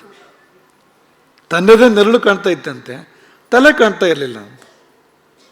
ಅನ್ನೋದಿಲ್ಲ ಅಂತಲೇ ಅರ್ಥ. ಅದು ಹೋಗೋದಕ್ಕೆ ಸಿದ್ಧವಾಗಿದೆ ತಲೆ ಅಂತ, ಮುಗಿತು ಅದು ಅಂತ. ಇಂಥ ಅನೇಕ ಸೂಚನೆಗಳು ಎಚ್ಚರವಾಗಿದ್ದಾಗಲೂ ನಾವು ಕಾಣ್ಬೋದು, ಸ್ವಪ್ನದಲ್ಲಿಯೂ ಕಾಣ್ಬೋದು. ಸ್ವಪ್ನದಲ್ಲಿ ಎಣ್ಣೆ ಹಚ್ಚಿಕೊಂಡು ಅಥವಾ ಎಣ್ಣೆ ಕುಡಿದು ಮಾಡಿದರೆ ಇಂಥದ್ದೆಲ್ಲ ಇದ್ದರೆ ಮರಣ ಸೂಚಕ ಅದು ಅಂತ. ಕೆಂಪು ಹೂಗಳು ಅಲಂಕಾರ ಮಾಡಿಕೊಂಡ್ರೆ ಸ್ವಪ್ನದಲ್ಲಿ ಇದೆಲ್ಲ ಮರಣ ಸೂಚಕ ಅಂತ. ವಿಭೀಷಣ ರಾವಣನಿಗೆ ತಿಳಿ ಹೇಳ್ತಾನೆ ಯುದ್ಧಕ್ಕಿಂತ ಮೊದಲು. ಆಗ ಇದನ್ನೆಲ್ಲ ಹೇಳ್ತಾನೆ ಅವನು. ಅಣ್ಣ, ಈ ಸೀತೆ ಲಂಕೆಗೆ ಬಂದಾಗ ಆರಂಭ ಮಾಡಿ ತುಂಬ ದುರ್ನಿಮಿತ್ತಗಳು ಲಂಕೆಯಲ್ಲಿ ಆಗ್ತಾ ಇದೆ. ನಮ್ಮಲ್ಲಿ ಏನು ಯಜ್ಞಗಳು ನಡೀತವೆಯೋ ಅಲ್ಲಿ ಆ ಅಗ್ನಿ ಏಳೋದೇ ಇಲ್ಲ ಅಂತ. ಬರೇ ಕಿಡಿ, ಬರೇ ಹೊಗೆ, ಜ್ವಾಲೆ ಮೇಲಕ್ಕೆ ಬರೋದಿಲ್ಲ ಅಂತ. ಎಷ್ಟು ಪ್ರಯತ್ನ ಪಟ್ಟರೂ ಕೂಡ, ಸರಿಯಾದ ಮಂತ್ರಗಳನ್ನು ಪ್ರಯೋಗ ಮಾಡಿದರೂ ಕೂಡ, ಸರಿಯಾದ ದ್ರವ್ಯಗಳನ್ನು ಪ್ರಯೋಗ ಮಾಡಿದರೂ ಕೂಡ ಅಗ್ನಿ ಮೇಲೆ ಎದ್ದು ಬರ್ತಾ ಇಲ್ಲ. ಆದರೆ ಅಗ್ನಿ ಅವನಿಗೆ ಹೆಚ್ಚು ಧಾರ್ಮಿಕ ಅಲ್ವ ವಿಭೀಷಣ, ಹಾಗಾಗಿ ಅಂಥದ್ದೇ ಅವನಿಗೆ ಹೆಚ್ಚು ಉದಾಹರಣೆಗಳು ಮನಸ್ಸಿಗೆ ಬರ್ತಾ ಇದೆ ಅವನಿಗೆ. ಅಗ್ನಿಶಾಲೆಗಳಲ್ಲಿ, ಬ್ರಹ್ಮಸ್ಥಳಗಳಲ್ಲಿ, ಅಲ್ಲಿ ಹರಿಯುವ ಪ್ರಾಣಿಗಳು, ಹಾವಿನಂಥದ್ದು, ಹಾವು ಹರಣೆ ಇಂಥದ್ದು ಬಂದು ಸಂಚಾರ ಮಾಡ್ತಾ ಇದ್ದಾವೆ. ಮತ್ತು ಯಾವುದನ್ನು ಹವನ ಮಾಡಬೇಕೋ ಹವಿಸ್ಸು, ಆ ಹವಿಸ್ಸುಗಳಿಗೆ ಇರುವೆ ಬರ್ತಾ ಇದೆ. ಲಂಕೆಯ ಗೋವುಗಳಲ್ಲಿ ಹಾಲು ಬತ್ತುತ್ತಾ ಇದೆ. ಆನೆಗಳಿಗೆ ಮದ ಬರ್ತಾ ಇಲ್ಲ, ಮದೋದಕ ಸುರಿಸ್ಬೇಕು, ಮದದ ಜಲವನ್ನು ಸುರಿಸ್ಬೇಕು ಆನೆಗಳು, ಮದ ಬರ್ತಾ ಇಲ್ಲ. ಕುದುರೆಗಳಿಗೆ ದೈನ್ಯ ಬಂದಿದೆ, ಹುಲ್ಲು ತಿಂತಾ ಇಲ್ಲ ಕುದುರೆಗಳು. ಇನ್ನು ಕತ್ತೆ, ಹೆಸರುಗತ್ತೆ ಇಂಥದ್ದು ಕೂದಲೆಲ್ಲ ಉದುರಿ ಹೋಗ್ತಾ ಇದೆ ಅವುಗಳಿದ್ದು. ಅವು ತಮ್ಮ ಸಹಜತೆಯಲ್ಲಿ ಇಲ್ಲ, ಅವು ಯಾವುವು ಕೂಡ. ಚಿಕಿತ್ಸೆ ಮಾಡಿದರೂ ಕೂಡ ಸರಿಯಾಗ್ತಾ ಇಲ್ಲ. ಗುಂಪು ಗುಂಪಾಗಿ ಕಾಗೆಗಳು ಕೂಗುವಂಥದ್ದು ನಗರದಲ್ಲಿ, ಗೋಪುರದ ಮೇಲೆ ಇಂಥ ಜಾಗದಲ್ಲಿ ಕೂತ್ಕೊಂಡು ಕೂಗುವಂಥದ್ದು. ಗುಂಪು ಗುಂಪಾಗಿ ಹದ್ದುಗಳು ಬಂದು ಸುತ್ತು ಹಾಕುವಂಥದ್ದು ಲಂಕೆಯ ಮೇಲೆ. ಎರಡೂ ಸಂಧ್ಯೆ, ಸಾಯಂ ಸಂಧ್ಯೆ, ಪ್ರಾತಃ ಸಂಧ್ಯೆ, ನರಿಗಳು ಬಂದು ಊಳಿಡೋದು, ನಗರ ದ್ವಾರದಲ್ಲಿ ಬಂದು ಊಳಿಡುವಂಥದ್ದು. ಅಥವಾ ಮಾಂಸಾಶ್ಯ ಪ್ರಾಣಿಗಳು, ಹುಲಿ, ಸಿಂಹ, ಚಿರತೆ ಅಂಥದ್ದು ಕಾಡಲ್ಲಿರಬೇಕಾಗಿದ್ದು ನಗರ ದ್ವಾರದ ಹತ್ರ ಬಂದು ಅವು ಗರ್ಜನೆ ಮಾಡುವಂಥದ್ದು. ಇದೆಲ್ಲ ದೊಡ್ಡ ರೀತಿಯಿಂದ ಶವಗಳು ಬೀಳ್ತವೆ ಲಂಕೆಯಲ್ಲಿ ಅನ್ನೋದಕ್ಕೆ ಸೂಚನೆ ಇದು ಅಂತ. ಇಡೀ ಲಂಕೆ ಸ್ಮಶಾನ ಆಗೋದಕ್ಕೆ ಸೂಚನೆ. ಬಿಟ್ಟುಕೊಡು ಸೀತೆಯನ್ನು, ಬೇಡ ನಮಗೆ ಯುದ್ಧ ಅಂತ ಹೇಳೋದಕ್ಕೆ ಈ ಉದಾಹರಣೆಗಳನ್ನು ಬಳಸ್ತಾನೆ. ಸೀತೆ ಲಂಕೆಗೆ ಬಂದ ಮೇಲೆ ಇಷ್ಟು ಅನಾಹುತ, ಇಷ್ಟು ದುರ್ನಿಮಿತ್ತಗಳಾಗಿದೆ. ಪರಿಹಾರ ಏನಂದರೆ ಸೀತೆಯನ್ನು ಬಿಟ್ಟುಕೊಟ್ಬಿಡು ರಾಮನಿಗೆ, ಅದೇ ಪರಿಹಾರ. ಸಾಮ, ದಾನ, ಭೇದ, ದಂಡ ಈ 4ರಲ್ಲಿ ನೀನೇ ಸೀದಾ ದಂಡಕ್ಕೆ ಹೋಗೋದಲ್ಲ. ಸಾಮದಾನ ಭೇದ 3 ಬಳಸಬೇಕು. ಈ ಸೀತೆಯನ್ನು ಕೊಟ್ಟು ಬಿಡುವಂಥದ್ದು ಮರಳಿ ರಾಮನಿಗೆ ಸಾಮೋಪಾಯ. ಅದರಲ್ಲಿ ಕೊಡುವಂಥದ್ದು ಅನ್ನುವಾಗ ದಾನವೂ ಬಂತು. ಅದರಲ್ಲಿ ದಾನ ಮಾಡೋಕ್ಕೆ ಅವನ ವಸ್ತು ಅಲ್ಲ, ಅದು ಬೇರೆ ಮಾತದ್ದು. ಅಂದರೆ ದಾನೋಪಾಯ ಹೋದು ಅಂತ. ನಾವು ವಿಭೀಷಣ ಹೇಳ್ತಾನೆ, ಕಪ್ಪವನ್ನು ಕೊಡೋಣ ರಾಮನಿಗೆ, ಮಾಡಿದ ತಪ್ಪಿಗೆ ಕಪ್ಪವನ್ನು ಕೊಡೋಣ. ಆಭರಣಗಳನ್ನು ಅಥವಾ ಸುವಸ್ತುಗಳನ್ನು, ಸುವಸ್ತ್ರಗಳನ್ನು ಇಂಥದ್ದನ್ನೆಲ್ಲ ಕೊಟ್ಟು, ನಿಧಿಯನ್ನು ಕೊಟ್ಟು, ತಪ್ಪು ಕಾಣಿಕೆಯನ್ನು ಕೊಟ್ಟು ಕ್ಷಮೆ ಕೇಳೋಣ. ಇದೇ ದಾರಿ ಇರುವಂಥದ್ದು ಅಂತ. ಆದರೆ ಅದನ್ನು ರಾವಣ ಲೆಕ್ಕಕ್ಕೆ ತೆಗೆದುಕೊಳ್ಳಿಲ್ಲ ಆ ಮಾತನ್ನು. ಹಾಗಾಗಿ ಅದೇ ಆಯಿತು. ಆ ನಿಮಿತ್ತಗಳು ಏನೇನು ಹೇಳ್ತಾ ಇದ್ವೋ ಅದೇ ಆಯಿತು ಅಂತ. ಇಡೀ ಶೂನ್ಯಕ ನಗರ ವಿಚಲಿತವಾಯಿತು, ಭಂಡಾಸುರ ವಿಚಲಿತನಾಗಲಿಲ್ಲ ಅಂತ. ಮತ್ತು ಭಂಡ ಅಂದರೆ ಏನು? 3 ಬಿಟ್ಟವನು ಊರಿಗೆ ದೊಡ್ಡವನು ಅಂತ ಗಾದೆ ಇದೆ ಅಲ್ವಾ? ಅದೆಲ್ಲ ಸ್ವಲ್ಪ ಪಕ್ಕಕ್ಕೆ ಇಟ್ಬಿಟ್ರು, ಪ್ರಯೋಜನ ತುಂಬ ಇದೆ ಅಂತ. ಮಾನ ಮರ್ಯಾದೆ ಅಂತಿದ್ರೆ ಎಷ್ಟು ಅವಕಾಶಗಳು ಕೈತಪ್ಪಿ ಹೋಗ್ತವೆ. ಬಿಟ್ಟುಬಿಟ್ರೆ ತುಂಬ ಅವಕಾಶಗಳು ಅಂತ. ಹಾಗೆ ಬಂದಾಗಲೇ ಭಂಡ ಅಂತ ಹೆಸರು ಅದಕ್ಕೆ ಅಂತ. ಅವನಿಗೆ ಈ ವಿಷಯಕ್ಕೂ ಅವನು ಹಾಗೆ ಇದ್ದ ಅಂತ, ಒಂದು ಸ್ವಲ್ಪವೂ ವಿಚಲಿತನಾಗಿರಲಿಲ್ವಂತೆ. ಆದರೆ ಆಲೋಚನೆ ಬಂತು ಅವನಿಗೆ, ಚಿಂತನೆ ಪ್ರಾರಂಭ ಆಯಿತು ಅವನಿಗೆ. ಕೂಡಲೇ ಒಂದು ಮಂತ್ರಾಲೋಚನೆಯನ್ನು ಕರೀತಾನೆ. ಒಂದು ಯೋಜನೆ ವಿಸ್ತಾರದ ದೊಡ್ಡ ಸಭಾಗೃಹ, ಸಿಂಹಾಸನವನ್ನೇರಿ ತನ್ನ ಸೋದರರು, ಅವರೇ ಮಂತ್ರಿಗಳು 2 ಜನ, ವಿಶುಕ್ರ ಮತ್ತು ವಿಡಂಗ ಎಂಬ 2 ಅವನ ಸೋದರರು.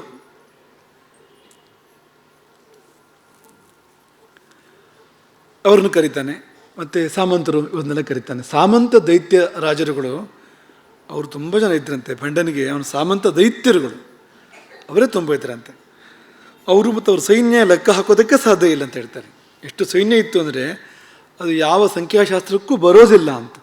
ಅಷ್ಟು ದೊಡ್ಡ ಸೈನ್ಯ ಅವರದೆಲ್ಲ ಸೇರಿ ಇತ್ತು. ಎಲ್ಲ ಬಂದು ಸಭೆಯಲ್ಲಿ ಕೂತ್ಕೊಂಡ್ರು. ಬಂಡಾಸುರ ಸಿಂಹಾಸನದಲ್ಲಿ ಕೂತಿದ್ದಾನೆ. ಗತ್ತೇನು ಕಡಿಮೆ ಇಲ್ಲ. ಒಂದು ಸ್ವಲ್ಪ ಹೊತ್ತು ಮಾತಾಡಲಿಲ್ವಂತ, ಗಂಭೀರವಾಗಿ ಏನೋ ಲೆಕ್ಕ ಹಾಕ್ತಾ ಕೂತ್ಕೊಂಡಿದ್ದಂತೆ. ಎಲ್ಲರನ್ನೂ ಒಂದು ಈಗ ನೋಡಿದಂತೆ ಒಂದು ಸತಿ ಇಡೀ ಸಭೆಯನ್ನು. ಅಂದರೆ ಅದೆಲ್ಲ ಬೇಕಾದಷ್ಟಿದೆ, ಗತ್ತೆಲ್ಲ ಕಡಿಮೆ ಇಲ್ಲ ಅಂತ ಬಂಡಾಸುರನಿಗೆ ಅಂತ. ಪ್ರಸ್ತಾವನೆಯನ್ನು ವಿಶುಕ್ರ ಅಂತ ಅವನ ತಮ್ಮ, ಅವನ ಮುಖ್ಯಮಂತ್ರಿ ಅವನೇ ಅಲ್ಲಿ, ಅವನು ಪ್ರಸ್ತಾವನೆ ಮಾಡ್ತಾನೆ. ಸ್ವಲ್ಪ ಹಗುರವಾಗಿ ಪ್ರಸ್ತಾವನೆ ಮಾಡ್ತಾನೆ. ಏನು ದೊಡ್ಡ ವಿಷಯ ಅಂತಿಲ್ಲ. ಯಾವಳೋ ಒಬ್ಬಳು ಹೆಣ್ಣು ಮಗಳು ಯುದ್ಧಕ್ಕೆ ಬಂದಿದ್ದಾಳೆ, ಒಂದಷ್ಟು ಹೆಣ್ಣು ಮಕ್ಕಳನ್ನು ಕಟ್ಕೊಂಡು ಬಂದಿದ್ದಾಳೆ ಜೊತೆಯಲ್ಲಿ, ಅಷ್ಟೇ ವಿಷಯ ಇರೋದು. ಅದಕ್ಕಿಂತ ದೊಡ್ಡ ವಿಷಯ ಏನೂ ಇಲ್ಲ. ತುಂಬ ಯಾರು ಚಿಂತಿತರಾಗಬೇಕಾಗಿಲ್ಲ, ಗಾಬರಿ ಆಗಬೇಕಾಗಿಲ್ಲ ಅಂತ. ಅಂದರೆ ಏನೊಂದು ಗಾಬರಿ ಏರ್ಪಟ್ಟಿದೆ, ಆತಂಕ ಏರ್ಪಟ್ಟಿದೆ. ಆತಂಕದ ಪರಿಹಾರಕ್ಕೆ ಅವನ ಪ್ರಯತ್ನ ತುಂಬ ಮುಖ್ಯವಾಗಿ ವಿಶುಕ್ರನದ್ದು ಅಂತ ಉದಾಹರಣೆ ಕೊಡ್ತಾನೆ. ಎಳಚಿಗುರಿನಿಂದ ಹೆಬ್ಬಂಡೆಯನ್ನು ಭೇದಿಸಲಿಕ್ಕೆ ಸಾಧ್ಯವೇ? ಎಳೆಚಿಗುರು ಬಂದಿರುವಂಥದ್ದು, ನಾವು ಹೆಬ್ಬಂಡೆಗಳು, ಅದರಿಂದ ಇದು ಸಾಧ್ಯವೇ? ಪರಿಹಾಸಾಯ ಕಲ್ಪ್ಯತೆ, ಇದು ಒಳ್ಳೆ ತಮಾಷೆ ಆಯಿತು ಅಂತ, ಸಾಧ್ಯವಾಯಿತು ಅಂತ, ವಿಡಂಬನೆ ಇದು ಅಂತೆಲ್ಲ ಹೇಳ್ತಾನೆ. ಅದೆಲ್ಲ ಮೊದಲೊಂದಷ್ಟು ಹೊತ್ತು ಹಾಗೆಲ್ಲ ಎಲ್ಲರಿಗೂ ಒಂದು ಸ್ವಲ್ಪ ಇದೇನಂತ ಗಂಭೀರ ಅಲ್ಲ ಅನ್ನೋ ವಾತಾವರಣ ತಂದು ಮೆಲ್ಲಿಗೆ ಹೇಳಿದಂತೆ. ಆದರೂ ಉಪೇಕ್ಷೆ ಮಾಡೋದು ಸರಿಯಲ್ಲ ನಾವು ಅಂತ ಶುರು ಮಾಡಿದ್ದಂತೆ. ಉಪೇಕ್ಷೆ ಮಾಡೋದು ಸರಿಯಲ್ಲ ಅಂಥೇಳಿ ಆ ಘಟನಾವಳಿಯನ್ನು ತನ್ನದೇ ರೀತಿಯಲ್ಲಿ ಬಿತ್ತರಿಸ್ತಾನೆ. ಕೆಲವು ಸರಿ ಏನಾಗ್ತದೆ ಅಂದರೆ, ನಡೆದ ಘಟನಾವಳಿ ಒಂದಿರ್ತದೆ, ಅದನ್ನು ಬಿಂಬಿಸುವಾಗ ಬೇರೆ ರೀತಿ ಬಿಂಬಿಸುವಂಥ ಸಂದರ್ಭಗಳನ್ನು ಕಾಣ್ತೇವಲ್ಲ, ಇವತ್ತಂತೂ ತುಂಬ ಕಾಣ್ತೇವೆ ಅದನ್ನು ಅಂತ. ಹೀಗಂದ್ರೆ ಹೀಗೆ ಅದಕ್ಕೆ ತಿರುಗಿಸಿ ಹೇಳ್ಬಿಡೋದು, ಅದನ್ನೇ ಬೇರೆ ರೀತಿ ಮಾಡಿ ತಿರುಗಿಸಿ ಹೇಳುವಂಥದ್ದು ಅಂತ ಅಂಥದ್ದನ್ನು ಕಾಣ್ತೇವೆ ಎಲ್ಲೂ ಕೂಡ. ಅವನನ್ನು ಆ ಇಡೀ ಇಲ್ಲಿವರೆಗಿನ ಕಥೆ ಇದೆಯಲ್ಲ, ಕಥೆಗೆ ಬೇರೆ ತಿರುವು ಕೊಡ್ತಾನೆ ವಿಶುಕ್ರ ಆ ಸಭೆಯಲ್ಲಿ. ಅದು ನಮ್ಮ ಕಾಟ ತಡೆಯಲಾರದೆ ದೇವತೆಗಳೆಲ್ಲ ಬೆಂಕಿಯಲ್ಲಿ ಬಿದ್ದು ಆತ್ಮಹತ್ಯೆ ಮಾಡ್ಕೊಂಡ್ರಂತೆ. ಅಲ್ಲಿ ನಡೆದಿದ್ದು ಒಂದು ಮಹಾಯಾಗ, ದೇವಿ ಪ್ರೀತ್ಯರ್ಥವಾಗಿ ಒಂದು ಮಹಾಯಾಗ. ಈ ಬಂಡಾಸುರನ ಸಂಹಾರಕ್ಕೆ ದೇವಿ ಹುಟ್ಟಿ ಬರಬೇಕು ಅನ್ನೋ ಕಾರಣಕ್ಕೆ ಮಹಾಯಾಗ ಮಾಡಿರ್ತಕ್ಕಂಥದ್ದು. ಅಲ್ಲಿ ತಮ್ಮ ಆತ್ಮಹೋಮ, ತಮ್ಮ ಸರ್ವಾರ್ಪಣೆ ಮಾಡಿದ್ದಾರೆ ದೇವತೆಗಳು ಅಲ್ವಾ. ಎಷ್ಟು ಗಂಭೀರ ಅದು ಅಂತ. ಆದರೆ ವಿಶುಕ್ರನ ಪ್ರಸ್ತಾವನೆ ಹೇಗಿದೆ ಅಂದರೆ, ನಮ್ಮ ಕಾಟ ತಡಿಲಾರದೆ ನಮಗೆ ಹೆದರಿ ಯಾರೂ ರಕ್ಷಣೆ ಕೊಡೋರಿಲ್ಲದೆ ಈ ಪ್ರಪಂಚದಲ್ಲಿ ಹೋಗಿ ಬೆಂಕಿ ಹಾರಿ ಸತ್ತರಂತೆ ದೇವತೆಗಳು. ಅದೇನೋ ಒಂದು ಒಂದು ಒಂದು ಜಾದೂ ಥರ, ಒಂದು ಮಂತ್ರಜಾಲ, ಒಂದು ಏನೋ ಮಾಟ ಮಂತ್ರದ ಥರ, ಏನೋ ಒಂದು ಆಕಸ್ಮಿಕ ಒಂದು ಅಂತ. ಅದ್ರ ಒಳಗಿಂದ ಒಂದು ಹೆಣ್ಣು ಹೊರಗೆ ಬಂದ್ಲಂತೆ. ಹೋಮದ ಕುಂಡದಿಂದಲೇ, ಹೋಮದ ಕುಂಡ ಅಲ್ಲ, ಇವರು ಆತ್ಮಹತ್ಯೆ ಬೆಂಕಿ ಅದು ವಿಶ್ವಕ್ರಮ ಪ್ರಕಾರ. ಅಲ್ಲಿಂದ ಒಂದು ಒಂದು ಜಾದೂಗಾರ್ತೆ ಅಂತ ಇವನ ಅಭಿಪ್ರಾಯ ಹುಟ್ಟು ಬಂದ್ಲಂತೆ. ಅವಳು ಇನ್ನಷ್ಟು ಜಾದೂ ಮಾಡಿ ಒಂದಷ್ಟು ಜನ ತನ್ನ ಸುತ್ತಮುತ್ತ ಒಂದು ಪರಿವಾರ ಮಾಡ್ಕೊಂಡಿದ್ದಾಳಂತೆ. ಅವಳೇ ಈ ದೇವತೆಗಳನ್ನ ಮತ್ತೆ ಸೃಷ್ಟಿ ಮಾಡಿದಾಳಂತೆ. ಈಗ ಇವಳು ಸೃಷ್ಟಿ ಮಾಡಿದ ದೇವತೆಗಳು ಹಳೆಯ ದೇವತೆಗಳಲ್ಲ, ಅದು ಯಾರು ಬೇರೆ, ಇವಳಿದ್ದ ಹೊಸ ಸೃಷ್ಟಿ ಅದು. ಆ ದೇವತೆಗಳು ಇವಳಿಗೆಲ್ಲ ಉಬ್ಬಿಸಿ ಉಬ್ಬಿಸಿ ಉಬ್ಬಿಸಿ ಹೋಗು ಹೋಗು ಯುದ್ಧ ಮಾಡು ಬಂಡಾಸುರನ ಮೇಲೆ ಅಂತೇಳಿ ಪ್ರೋತ್ಸಾಹ ಕೊಟ್ಟು ಅವಳು ಇಲ್ಲಿವರೆಗೆ ಬಂದಿದ್ದಾಳೆ ಯುದ್ಧಕ್ಕೆ ಅಂತ ಒಂದು ಹೊಸ ಕಥೆಯನ್ನು ಹೇಳ್ತಾನೆ ವಿಶುಕ್ರ ಅಲ್ಲಿ ಅಂತ. ಇದೆಲ್ಲ ನಮಗೂ ಪಾಠ ಆಗೋ ಥರ ಇದೆ ಅಂತ. ಈ ನಮ್ಮ ಜೀವನದಲ್ಲಿ ನಿತ್ಯ ನಡೀತಾ ಇರ್ತದೆ ಇದು ಅಂತ. ಅಂದರೆ ಒಂದು ಗಂಭೀರವಾದ ವಿಷಯವನ್ನು ಬೇರೆ ಥರ ಮಾಡಿ ಹೇಳುವಂಥದ್ದು, ನಮಗದು ಆಗೋದಿಲ್ಲ ಅಂತಂದಮೇಲೆ ಅದಕ್ಕೂ ಬೇರೆ ರೂಪ ಕೊಡುವಂಥದ್ದು, ಹಗುರ ಮಾಡಿ ಹೇಳುವಂಥದ್ದು, ಇಂಥದ್ದನ್ನೆಲ್ಲ ಕಾಣ್ತೇವೆ ನೋಡಿ ಪ್ರಪಂಚದಲ್ಲಿ. ಇದಕ್ಕೆ ಎಲ್ಲ ಮೂಲ ಯಾರು ಅಂದರೆ ಈ ಭಂಡಾಸುರನ ಮಂತ್ರಿ ವಿಶುಕ್ರನೇ ಮೂಲ ಇಂಥದ್ದಕ್ಕೆಲ್ಲ ಅಂತ. ಈಗ ಯಾರ್ಯಾರು ಮುಂದೆ ಇಂಥದ್ದನ್ನೆಲ್ಲ ಮಾಡ್ತಾರೆ ಅವರಿಗೆಲ್ಲ ಇವರ ಅನುಗ್ರಹ ಇದೆ ಅಂತ ಅರ್ಥ. ಈ ಭಂಡಾಸುರ ಮತ್ತು ವಿಶುಕ್ರನ ಅನುಗ್ರಹ ಇದ್ದರೆ ವಿಷಯ ತಿರುಚಿ ಹೇಳೋಕ್ಕೆ ಸಾಧ್ಯ ಅಂತ. ತಿರುಚಿ ಹೇಳೋಕ್ಕೆ ಬರಬೇಕು ಅಂದರೆ ಇವರು ಆಶೀರ್ವಾದ ಪಡ್ಕೊಳ್ಬೇಕು ಅದಕ್ಕೆ ಅಂತ. ಇನ್ನು ಆಗಿದೆ ಅಂತ. ಆದರೂ ನಾವು ಅದನ್ನು ಅವಳನ್ನು ಉಪೇಕ್ಷೆ ಮಾಡೋದು ಬೇಡ. ಯಾಕೆಂದರೆ ಒಂದಷ್ಟು ಸಂಖ್ಯೆ ಇದೆಯಂತೆ, ಅವಳು ಸೃಷ್ಟಿ ಮಾಡಿದ ಜಾದು, ಹಾಗೆ ಸೃಷ್ಟಿ ಮಾಡಿರ್ತಕ್ಕಂಥ ಒಂದಷ್ಟು ಹೆಣ್ಮಕ್ಳ ಸಂಖ್ಯೆ ಇದೆಯಂತೆ. ಅದಕ್ಕೆ ಅಣ್ಣ ನೀನೇನು ಹೋಗೋದು ಬೇಡ, ನಾವು ಯಾರೂ ಹೋಗೋದಿಲ್ಲ ಅದಕ್ಕೆ. ನಮ್ಮ ಪೈಕಿ ಯಾರಾದರೂ ಸಾಮಾನ್ಯ ರಾಕ್ಷಸನನ್ನು ಕಳುಹಿಸಿಕೊಟ್ಟು ಕೂದ್ರೆ ಹಿಡಿದು ಎಳ್ಕೊಂಡು ಬರಲಿ ಆಕೆಯನ್ನು, ನಿನ್ನ ರಾಣಿಯರ ದಾಸಿಯನ್ನಾಗಿ ಮಾಡೋಣ ಆಕೆಯನ್ನು ಅಂತ. ಲೋಕೇಶ್ವರಿಯನ್ನು ನೀವು ಹೇಳ್ತಾ ಇರೋದೇನೆಂದರೆ, ಮತ್ತೆ ರಾಣಿತ್ವಕ್ಕೂ ಸಲ್ಲ, ಕೆಲಸಕ್ಕೆ ಇಡೋಣ ಅಂತ, ಅಂತಃಪುರದಲ್ಲಿ ಕೆಲಸಕ್ಕೆ ಇಡೋಣ, ಅಷ್ಟು ಮಾಡಿದ್ರೆ ಆಯಿತು ಎಂಬುದಾಗಿ ಅವನು ಹೇಳ್ತಾನೆ. ಈ ದೈತ್ಯರ ಪರಂಪರೆಯಲ್ಲಿ ಈ ಸಿರಿಮುಡಿಗ ಕೈ ಕೇಳಿಯುವಂಥದ್ದನ್ನು ಉದ್ದಕ್ಕೂ ನಾವು ಕಾಣ್ತೇವೆ. ತುಂಬ ಇದೆ ಅಂಥದ್ದು. ಉದಾಹರಣೆಗೆ ವೇದವತಿಯ ಮುಡಿಗೆ ರಾವಣ ಕೈ ಹಾಕಿದ. ಅವಳೆಂಥವಳು, ಅವಳು ತಪಸ್ಸಂಥದ್ದು ಅಂದರೆ ಅವಳು ಕೈಯೇ ಕತ್ತಿ ಆಯ್ತಂತೆ, ಕತ್ತರಿಸ್ಬಿಡ್ತಾಳೆ ಆ ಕೂದಲನ್ನೇ. ಅವನು ಎಲ್ಲಿ ಅವನು ಹಿಡಿದಿದ್ನೋ ಅದಕ್ಕೆ ಇಂತಿಂದು ಕತ್ತರಿಸಿಲ್ಲ ಅಂತವಳು, ಬೇಡ ಅಂತ. ನಂದಲ್ಲ ಅದು, ನೀ ಮುಟ್ಟಿದ ಜಾಗ ನಂದಲ್ಲ ಅಂತ. ಅವಳು ಶಪಿಸಿ ರಾವಣನನ್ನು ಅವಳು ದೇಹಾಂತವನ್ನು ಮಾಡ್ಕೊಳ್ತಾಳೆ. ಅವಳು ಶಪಿಸಿ ಯೋಗದಿಂದ ದೇಹಾಂತವನ್ನು ಮಾಡ್ಕೊಳ್ತಾಳೆ. ಅವಳು ಸೀತೆಯಾಗಿ ಹುಟ್ಟು ಬರ್ತಾರೆ ಅವಳೆ ಮತ್ತೆ ಅಂತ ನಾವು ಕೇಳ್ತೇವೆ. ಆ ಸೀತೆ ಮುಡಿಗೂ ಕೈ ಹಾಕಿದೆ ರಾವಣ. ಅದರ ಪ್ರಕಾರ ನೀವು ಅರಣ್ಯಕಾಂಡಕ್ಕೆ ಹೋದರೆ ಸೀತೆಯನ್ನು ಹಿಡಿದಿದ್ದು ಎಲ್ಲಿ ಅಂದರೆ ಮುಡಿಯಲ್ಲಿ ಅಂತಲೇ ರಾಮಾಯಣ ವರ್ಣನೆ ಮಾಡುವಂಥದ್ದು ಅಂತ. ಮುಂದೇನಾಯಿತು ಅನ್ನೋ ಕತೆ.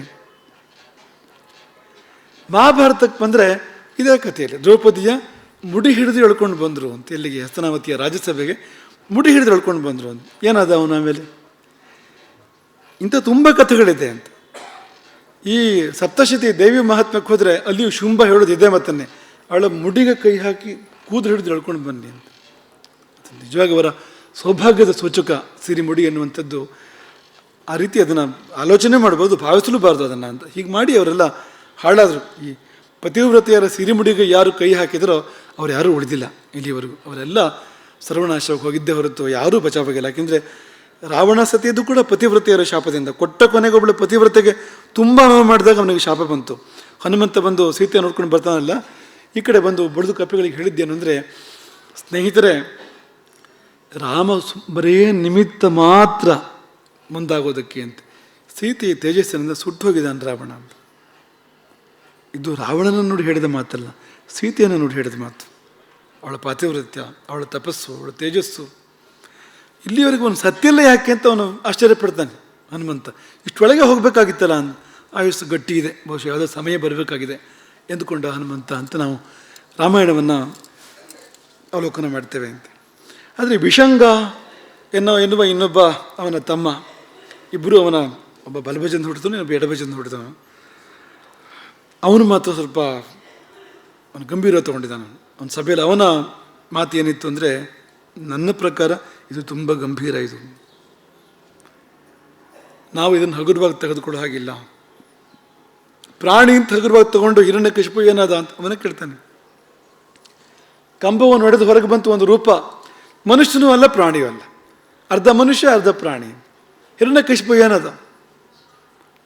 ಹಾಗಾಗಿ ಪ್ರಾಣಿ ಅಂತ ಕಂಡು ಮಾತ್ರಕ್ಕೆ ವರಾಹನ ಕೈಯಲ್ಲಿ ಸಿಕ್ಕಿ ಹಿರಣ್ಯಾಕ್ಷ ಸತ್ತು ಹೋದ್ನಲ್ಲ, ಆ ಉದಾಹರಣೆಗಳನ್ನು ಕೊಡ್ತಾನೆ ಅವನು. ಪ್ರಾಣಿ ಅಂತ ಉಪೇಕ್ಷೆ ಮಾಡಬಾರ್ದು, ಹಾಗೆ ನಾರಿ ಅಂತಲೂ ಕೂಡ ಉಪೇಕ್ಷೆ ಮಾಡಬಾರ್ದು. ಹಿಂದೆ ಶುಂಭನ ಸಂಹಾರ ಮಾಡಿದವಳು ನಾರಿ ಅಲ್ವಾ ಅಂತ. ಈ ಲಲಿತಾ ತ್ರಿಪುರ ಸುಂದರಿ ಅವತಾರಕ್ಕಿಂತ ಪೂರ್ವದಲ್ಲಿ ಆಗಿರುವಂಥದ್ದು ಯಾವುದು ದೇವಿ ಮಹಾತ್ಮೆ ಇದೆಯಲ್ಲ, ಮಹಿಷಾಸುರ ಮರ್ದನ ಅಥವಾ ಶುಂಭ ಇದೆಲ್ಲ ಹಿಂದೆ ನಡೆದಿರ್ತಕ್ಕಂಥದ್ದು. ಅದರ ನಂತರ ಈ ಲಲಿತಾವತಾರ ಆಗುವಂಥದ್ದು. ಅದು ನಮಗೆ ಇಲ್ಲಿ ಗೊತ್ತಾಗ್ತದೆ ಅಂತ. ಶುಂಭರನ್ನು ಮಹಿಷನನ್ನು ನಾರಿಯೊಬ್ಬಳು ವಧಿಸಲಿಲ್ವಾ? ಅವ್ರ ಜೊತೆಯಲ್ಲಿ ಕೋಟಿ ರಾಕ್ಷಸರನ್ನು ಅವರು ಆಕೆ ವಧಿಸಿದಾಳೆ ಆ ಸಮಯದಲ್ಲಿ ಅಂತ. ಸ್ತ್ರೀ ಅಂತ ನಾವು ಉಪೇಕ್ಷೆ ಮಾಡೋ ಹಾಗಿಲ್ಲ ಅಂತ ವಿಷಂಗ ಹೇಳಿದಾಗ ಸಿಟ್ಟೆ ಬಂತಂತೆ ಬಂಡಾಸುರನಿಗೆ. ಅರೇ ಪಾಪ ಸಮಾಚಾರ, ತಮ್ಮನಿಗೆ ಚೆನ್ನಾಗಿ ಜಾಡಿಸಿದಂತೆ. ಏನು ಅಂತ ನೀನು ಹೇಳೋದು? ವಿಷಂಗನ ಸಲಹೆ ಏನಿತ್ತು ಅಂದರೆ, ನಾವು ಹುಷಾರಾಗಿರಬೇಕು, ಚಾರರ ಮೂಲಕವಾಗಿ ಮಾಹಿತಿ ಸಂಗ್ರಹ ಮಾಡಬೇಕು, ನೋಡಿ ಯುದ್ಧ ಮಾಡಬೇಕು, ಜಾಗೃತ ವಹಿಸಬೇಕು ಅಂತ ಅವನ ಅಭಿಪ್ರಾಯ ಇತ್ತು. ಏನು ನಿಂದು ಅಂತ ಅವನನ್ನು ಚೆನ್ನಾಗಿ ಜೋರು ಮಾಡ್ತಾನೆ ಬಂಡಾಸುರ. ನನ್ನನ್ನು ಏನು ಅಂದ್ಕೊಂಡಿದ್ದೆ? ನಾನು ಮೊದಲೇ ವಿಷಯ ಸಂಗ್ರಹ ಮಾಡಿದ್ದೇನೆ, ನಿಂಗೆ ಗೊತ್ತಿಲ್ಲ ಅಷ್ಟೆ ಅಂಥೇಳಿ ಅವನು ಸಂಗ್ರಹ ಮಾಡಿದ ವಿಷಯವನ್ನು ನಿರೂಪಣೆ ಮಾಡ್ತಾನೆ. ಅವನು ಬೆಂಕಿಯಿಂದ ಹುಟ್ಟು ಬಂದಿದ್ದು ಅವಳು, ಬೆಂಕಿಯಿಂದ ಎದ್ದು ಬಂದಿದ್ದು ಹೋದು ಆಕೆ, ಅದೇನು ಜಾದೂ ಮಾಡಿದ್ಲೋ ಅಲ್ಲಿಂದ ಎದ್ದು ಬಂದಿದ್ದು ಹೋದು. ಅವಳ ಹೆಸರು ಲಲಿತಾ ಅಂತ ಬಂಡಾಸುರ ಹೇಳೋದು. ಅವಳ ಹೆಸರು ಲಲಿತಾ. ಅವಳ ಹೆಸರು ಹೇಗಿದೆಯೋ ಹಾಗೆ ಅದಾಳು ಅವಳು. ನೀವೇನು ಯಾರೂ ಆತಂಕ ಪಡಬೇಕಾಗಿಲ್ಲ. ಯಥಾರ್ಥ ನಾಮವತ್ಯೇಷ, ಹೆಸರಿಗೆ ತಕ್ಕಂತೆ ಇದ್ದಾಳೆ ಅವಳು. ರೆಕ್ಕೆಲ್ಲ ಪುಕ್ಕಿಲ್ಲ ಗರುಡೆಯಂಗಾರಿ ಅನ್ನೋ ಥರ ಅಲ್ಲ, ದುಡ್ಡಿಲ್ಲ ಕಾಸಿಲ್ಲ ಲಕ್ಷ್ಮೀಪತಯ್ಯ ಅನ್ನೋ ಥರ ಅಲ್ಲ, ತೊಟ್ಟ ಹಾಲಿಲ್ಲ ಕ್ಷೀರಸಾಗರ ಭಟ್ಟ ಅನ್ನೋ ಥರ ಅಲ್ಲ. ಮನೆಯಲ್ಲಿ ಹೆಸರಿಗೆ ತಕ್ಕಂತೆ ಇದ್ದಾಳೆ ಅವಳು ಅಂತ. ಹೆಸರಿಗೆ ತಕ್ಕಂತೆ ಅಂದರೆ ಪುಷ್ಪವತ್ ಪೇಶಲಾಕೃತಿ, ಹೂವಿನಷ್ಟು ಮೃದು ಅವಳು ಅಂತ ತಿಳ್ಕೊಂಡಿದ್ದೇನೆ ನಾನು ಅಂತ. ಹೂವಿನಷ್ಟು ಮೃದು. ಹಾಗಾಗಿ ಅವಳು ಆಯುಧವಂಥದ್ದೇ, ಕಬ್ಬಿನ ಬಿಲ್ಲು ಹೂವಿನ ಬಾಣ ಹಿಡ್ಕೊಂಡು ಬರ್ತಾಳೆ ಅಂದರೆ ಏನಪ್ಪ ನಾವು ಅದಕ್ಕೆ ಯಾಕೆ ಚಿಂತೆ ಮಾಡಬೇಕು ಅವಳ ಸಲುವಾಗಿ ಅಂತ. ಪುಷ್ಪವತ್ ಪೇಶಲಾಕೃತಿ. ಲಲಿತಾ ಅನ್ನೋ ಶಬ್ದ ಸೌಕುಮಾರ್ಯವನ್ನು, ಮಾರ್ಧವವನ್ನು, ತುಂಬ ಮೃದು ಅನ್ನೋದನ್ನು ಹೇಳ್ತದೆ ಶಬ್ದ ಅದು ಅಂತ. ಹಾಗಾಗಿ ಹಾಗೆ ಇರೋದವಳು. ಮತ್ತು ಅವಳಲ್ಲಿ ಏನು ದೊಡ್ಡ ಶಕ್ತಿಯೋ ಪರಾಕ್ರಮವೋ ಇದ್ದಾಗಿಲ್ಲ. ಮುಖ್ಯವಾಗಿ ಅವಳಿಗೆ ಯುದ್ಧದ ಅನುಭವ ಇದೆಯಾ? ಪ್ರಶ್ನೆ ಬಂಡಾಸುರನದ್ದು. ಯುದ್ಧದ ಅನುಭವ ಬೇಕಾಗ್ತದೆ. ಯುದ್ಧದ ಅನುಭವ ಎಲ್ಲಿದೆ ಆಕೆಗೆ? ಏನು ಚಿಂತೆ ಬೇಡ, ಎಲ್ಲ ನಿಶ್ಚಿಂತೆಯಾಗಿರಿ ಅಂತ ಹೇಳಿ ತನ್ನ ವಿವರವನ್ನು ಹೇಳ್ತಾನೆ. ಅವನ ಸೇನಾಪತಿ ಕುಟಿಲಾಕ್ಷ ಅಂತ, ಸೇನಾಪತಿ ಹೆಸರು ಏನಂದರೆ ಕುಟಿಲಾಕ್ಷ ಅಂತ. ಕುಟಿಲಾಕ್ಷ ಅಂದರೆ ಏನು? ಓರೆಗಣ್ಣಿನವನು. ಕಣ್ಣು ಸೀದಾ ಇಲ್ಲದೆ ಇದ್ದರೆ, ಒಂದು ಕಣ್ಣು ಒಂದು ಕಡೆಗೆ ನೋಡಿದರೆ ಕುಟಿಲಾಕ್ಷ ಅಂತ ಹೇಳ್ಬೋದು ಬೇಕಾದ್ರೆ. ಒಟ್ಟು ಕುಟಿಲಾಕ್ಷ ಅಂದರೆ ಕುಟಿಲ ದೃಷ್ಟಿ ಅಂತ, ಸೀದಾ ನೋಡೋದಿಲ್ಲ ಅವನಂತ, ಅದನ್ನು ತೋರಿಸ್ತದೆ ಅದು. ಹೆಸರುಗಳೆಲ್ಲ ಹಾಗೆ, ಕುರಂಡ, ಕರಂಕ, ಹುಂಬೇಕ, ಹೆಸರುಗಳು ಹೇಗಿದೆ ಅಂದರೆ ಯಾರು ಹೆಸರಿಡೋಕ್ಕೆ ಇನ್ನು ಶಬ್ದ ಇಲ್ಲ ಅಂದ್ರೆ ಬೇಕಾದ್ರೆ ಇಲ್ಲಿ ಬಂದು ನೋಡ್ಬೋದು ನೀವು ಅಂತ ಹೆಸರುಗಳು ಅಂತ. ಈಗಿನ ಕಾಲದಲ್ಲಿ ಕೆಲವು ಹೊಸ ಹೆಸರುಗಳನ್ನ ಇಡ್ತಾ ಹೋಗ್ತಾರಲ್ಲ, ಅದಕ್ಕೆ ಅರ್ಥವೇ ಇರೋದಿಲ್ಲ ಕೆಲವು ಸರಿ, ಕೆಲವು ಸತಿ ಅಪಾರ್ಥ ಇರ್ತದೆ ಅದಕ್ಕೆ, ಅಂಥದ್ದನ್ನೆಲ್ಲ ಇಟ್ಬಿಟ್ಟಿರ್ತಾರೆ. ಸಂಸ್ಕೃತ ಗೊತ್ತಿಲ್ಲದೆ ಅನಾಹುತ ಮಾಡ್ತಾರೆ ಅವರು. ಅದ್ರ ಬದಲಿಗೆ ಇದಾರು ಇಡಿ ಕೊನೆ ಪಕ್ಷ ಅಂತ, ಹಾಗಿದೆ ಅಂತ. ವಿಚಿತ್ರವಾಗಿದೆ ಆ ಹೆಸರುಗಳ ಪಟ್ಟಿ, ತುಂಬ ವಿಚಿತ್ರವಾಗಿದೆ. ಅದೆಲ್ಲ ಹೇಳಿ ಭಯಕ್ಕೆ ಕಾರಣ ಇಲ್ಲ ಅಂಥೇಳಿ ವಿಶಂಗನ ಮಾತಿಗೆ ತಿರಸ್ಕಾರ ಮಾಡಿದವನು ತನ್ನ ಸಿಂಹಾಸನದಿಂದ, ರಾಜಾಸನದಿಂದ ಮೇಲೆದ್ದು ಪ್ರಧಾನ ಸೇನಾಪತಿ ಕುಟಿಲಾಕ್ಷನಿಗೆ ಸರ್ವ ರೀತಿಯ ಸಮರ ಸನ್ನದ್ಧತೆಗೆ ಅಪ್ಪಣೆ ಕೊಟ್ಟ ಅಂತ. ಅರ್ಥ ಆಯ್ತಾ ನಿಮಗೆ ನಾವು ಹೇಳಿದ್ದು? ವಿಶಂಗನ ಮಾತನ್ನು ತಿರಸ್ಕರಿಸಿ, ಅವಳು ಲೆಕ್ಕದವಳಲ್ಲ, ಅವಳು ಬರೀ ಹೂವು ಎಂಬುದಾಗಿ ಸಭೆಯಲ್ಲಿ ಘೋಷಣೆ ಮಾಡಿ, ಯಾರೂ ಚಿಂತೆ ಮಾಡತಕ್ಕದ್ದಿಲ್ಲ ಎಂಬುದಾಗಿ ತೀರ್ಮಾನ ಕೊಟ್ಟು ರಾಜಾಸನದಿಂದ ಎದ್ದು ಸಕಲ ಸನ್ನದ್ಧತೆಗೆ, ಸೈನ್ಯವು ಸರ್ವ ರೀತಿಯಿಂದಲೂ ಸನ್ನದ್ಧ ಆಗಬೇಕು ಅಂತ ಅಪ್ಪಣೆ ಕೊಟ್ಟ. ಅಂದರೆ ಏನರ್ಥ ಅದಕ್ಕೆ ಅಂತ ಅವನು ಹೇಳೋದಕ್ಕೂ ಮಾಡೋದಕ್ಕೂ ಸಂಬಂಧ ಇಲ್ಲ ನೋಡಿ. ಒಳಗೆಲ್ಲೋ ಅದು ಪುಕು ಆಗ್ತಾ ಇದೆ ಅಂತ ಅರ್ಥ ಅದಕ್ಕೆ, ಎಲ್ಲೋ ಒಳಗೆ ಒಂದು ನಡುಕ ಬಂದಿದೆ ಅಂತ. ಹಾಗಾಗಿ ಕುಟಿಲಾಕ್ಷನಿಗೆ ಸರ್ವ ರೀತಿಯ ಸಮರ ಸಿದ್ಧತೆಗೆ ಮತ್ತು ಪೂರ್ವ ರಕ್ಷೆಗೆ ಅಪ್ಪಣೆ ಮಾಡ್ತಾನೆ. ಕೋಟೆಗಳನ್ನೆಲ್ಲ ಗಮನಿಸು. ಕ್ಷೇಪಣಿಕಾ ಶತಂ. ಕ್ಷೇಪಣಿಕ ಅಂದರೆ ಹಿಂದಿನ ಕಾಲದಲ್ಲಿ ಕೋಟೆ ಮೇಲೆ ಕ್ಷೇಪಣಿಕ ಅಂತ ಇರ್ತಾ ಇತ್ತು. ಅದು ದೊಡ್ಡ ದೊಡ್ಡ ಕಲ್ಲುಗಳನ್ನು ಎಸಿತಾ ಇತ್ತು. ಹೊರಗಿಂದ ಸೈನ್ಯ ಬಂದರೆ ಒಳಗಿಂದ ಬಂಡೆಗಲ್ಲುಗಳನ್ನು ಎಸೆಯುವಂಥದ್ದು, ಬಾಣಗಳನ್ನು ಯಂತ್ರದ ಹಾಗೆ ನೂರಾರು ಸಾವಿರಾರು ಬಾಣಗಳನ್ನು ಎಸೆಯುವಂಥದ್ದು, ಅದಕ್ಕೆ ಇರ್ತಕ್ಕಂಥ ಕ್ಷೇಪಣಿಕ. ನೂರಾರು ಕ್ಷೇಪಣಿಕೆಗಳನ್ನು ಕೋಟೆ ಮೇಲ್ಗಡೆಗೆಲ್ಲ ವ್ಯವಸ್ಥೆ ಮಾಡಿಡು. ಆ ಪುರೋಹಿತರನ್ನೆಲ್ಲ ಕರಿ, ಅಲ್ಲಿ ಅಭಿಚಾರಗಳು ಶುರುವಾಗಲಿ ಕೂಡಲೇ ಅಂತ, ದುಷ್ಟಾಭಿಚಾರಗಳನ್ನ ಪ್ರಾರಂಭ ಮಾಡಲಿ. ಇದೇ ಶಬ್ದವೇ ಇದೆ, ದುಷ್ಟಾಭಿಚಾರ ಕರ್ತವ್ಯ. ಮಾಟ ಮಂತ್ರ ಶುರು ಮಾಡಿ ಕೂಡಲೇ ಅಂತ, ಕೃತ್ರಿಮ ಶುರು ಮಾಡಿ ಅಂತ. ಮಂತ್ರ ಬೆಶ್ಚ ಪುರೋಹಿತೈ. ಈಗ ನಾವು ಅಮ್ಮನವರ ಪರಿವಾರದ ವರ್ಣನೆ ಮಾಡುವಾಗ ಅಲ್ಲಿ ಬೇರೆ ಬೇರೆ ರೀತಿಯ ದೇವತೆಗಳು ಬಂದಿದ್ದಾರೆ. ಅದರಲ್ಲಿ ಕೆಲವು ಮೋಹನ, ಮಾರಣ, ಸ್ತಂಭನ ಇಂಥದ್ದನ್ನು ಮಾಡುವ ಶಕ್ತಿಯುಳ್ಳ ದೇವತೆಗಳು ಇದ್ದಾರೆ ಅದರಲ್ಲಿ. ಯಾಕಿರಬೇಕು ಅಂತ ನಿಮ್ಮಲ್ಲಿ ಯಾರಿಗಾದ್ರು ಪ್ರಶ್ನೆ ಬಂದಿರ್ಬೋದು, ಅದೆಲ್ಲ ಯಾಕಿದೆ ಅಂತ. ಇದಕ್ಕೋಸ್ಕರವೇ ಇದೆ ಅಂತ. ಇದಕ್ಕೊಂದು ಪ್ರತಿಕ್ರಿಯೆ ಮಾಡಬೇಕಲ್ಲ. ಇಂಥದ್ದು ಬಂದಾಗ ಕೊನೆ ಪಕ್ಷ ಅದರಿಂದ ರಕ್ಷಣೆ ಮಾಡ್ಕೊಳ್ಳೋಕೆ ಗೊತ್ತಿರಬೇಕು ನೋಡಿ. ಈ ದೇವತೆಗಳು ಬರೀ ಇನ್ನೊಬ್ಬರನ್ನು ಹಾಳು ಮಾಡಲಿಕ್ಕೆ ಇರುವಂಥದ್ದಲ್ಲ, ಆತ್ಮರಕ್ಷೆಗೆ ಬೇಕಾಗ್ತದೆ ಈ ವಿದ್ಯೆಗಳು ಅಂತ. ಹಾಗಾಗಿ ಈ ಪ್ರಸಕ್ತಿ ನಾವೆಲ್ಲಿ ಕಾಣ್ತೇವೆ ಅಂತ. ದುಷ್ಟಾಭಿಚಾರ ಕರ್ತವ್ಯ, ಅಭಿಚಾರಗಳನ್ನು ದೊಡ್ಡ ರೀತಿಯಲ್ಲಿ ಮಾಡಿ ಮುಂದೆ ಆ ಸಂದರ್ಭವೂ ಕೂಡ ಬರ್ತದೆ. ಇಂಥ ಒಂದು ಲಲಿತಾ ತ್ರಿಪುರ ಸುಂದರ ಸೈನ್ಯದ ಮೇಲೆ ಒಂದು ದೊಡ್ಡ ಮಾಟ ಮಾಡ್ತಾನವನು. ಈ ವಿಶಂಗ ದಾನವ ಮುಂದಕ್ಕೆ ವಿಚಿತ್ರವಾದ ಒಂದು ಮಾಟ ಮಾಡುವಂಥ ಸಂದರ್ಭ ಮುಂದೆ ಬರ್ತದೆ ಅಂತ. ಅದಕ್ಕೆ ಪ್ರತಿಕ್ರಿಯೆಯನ್ನು ಮಾಡ್ತಾರೆ ಅದಕ್ಕೆ ಅಂತ.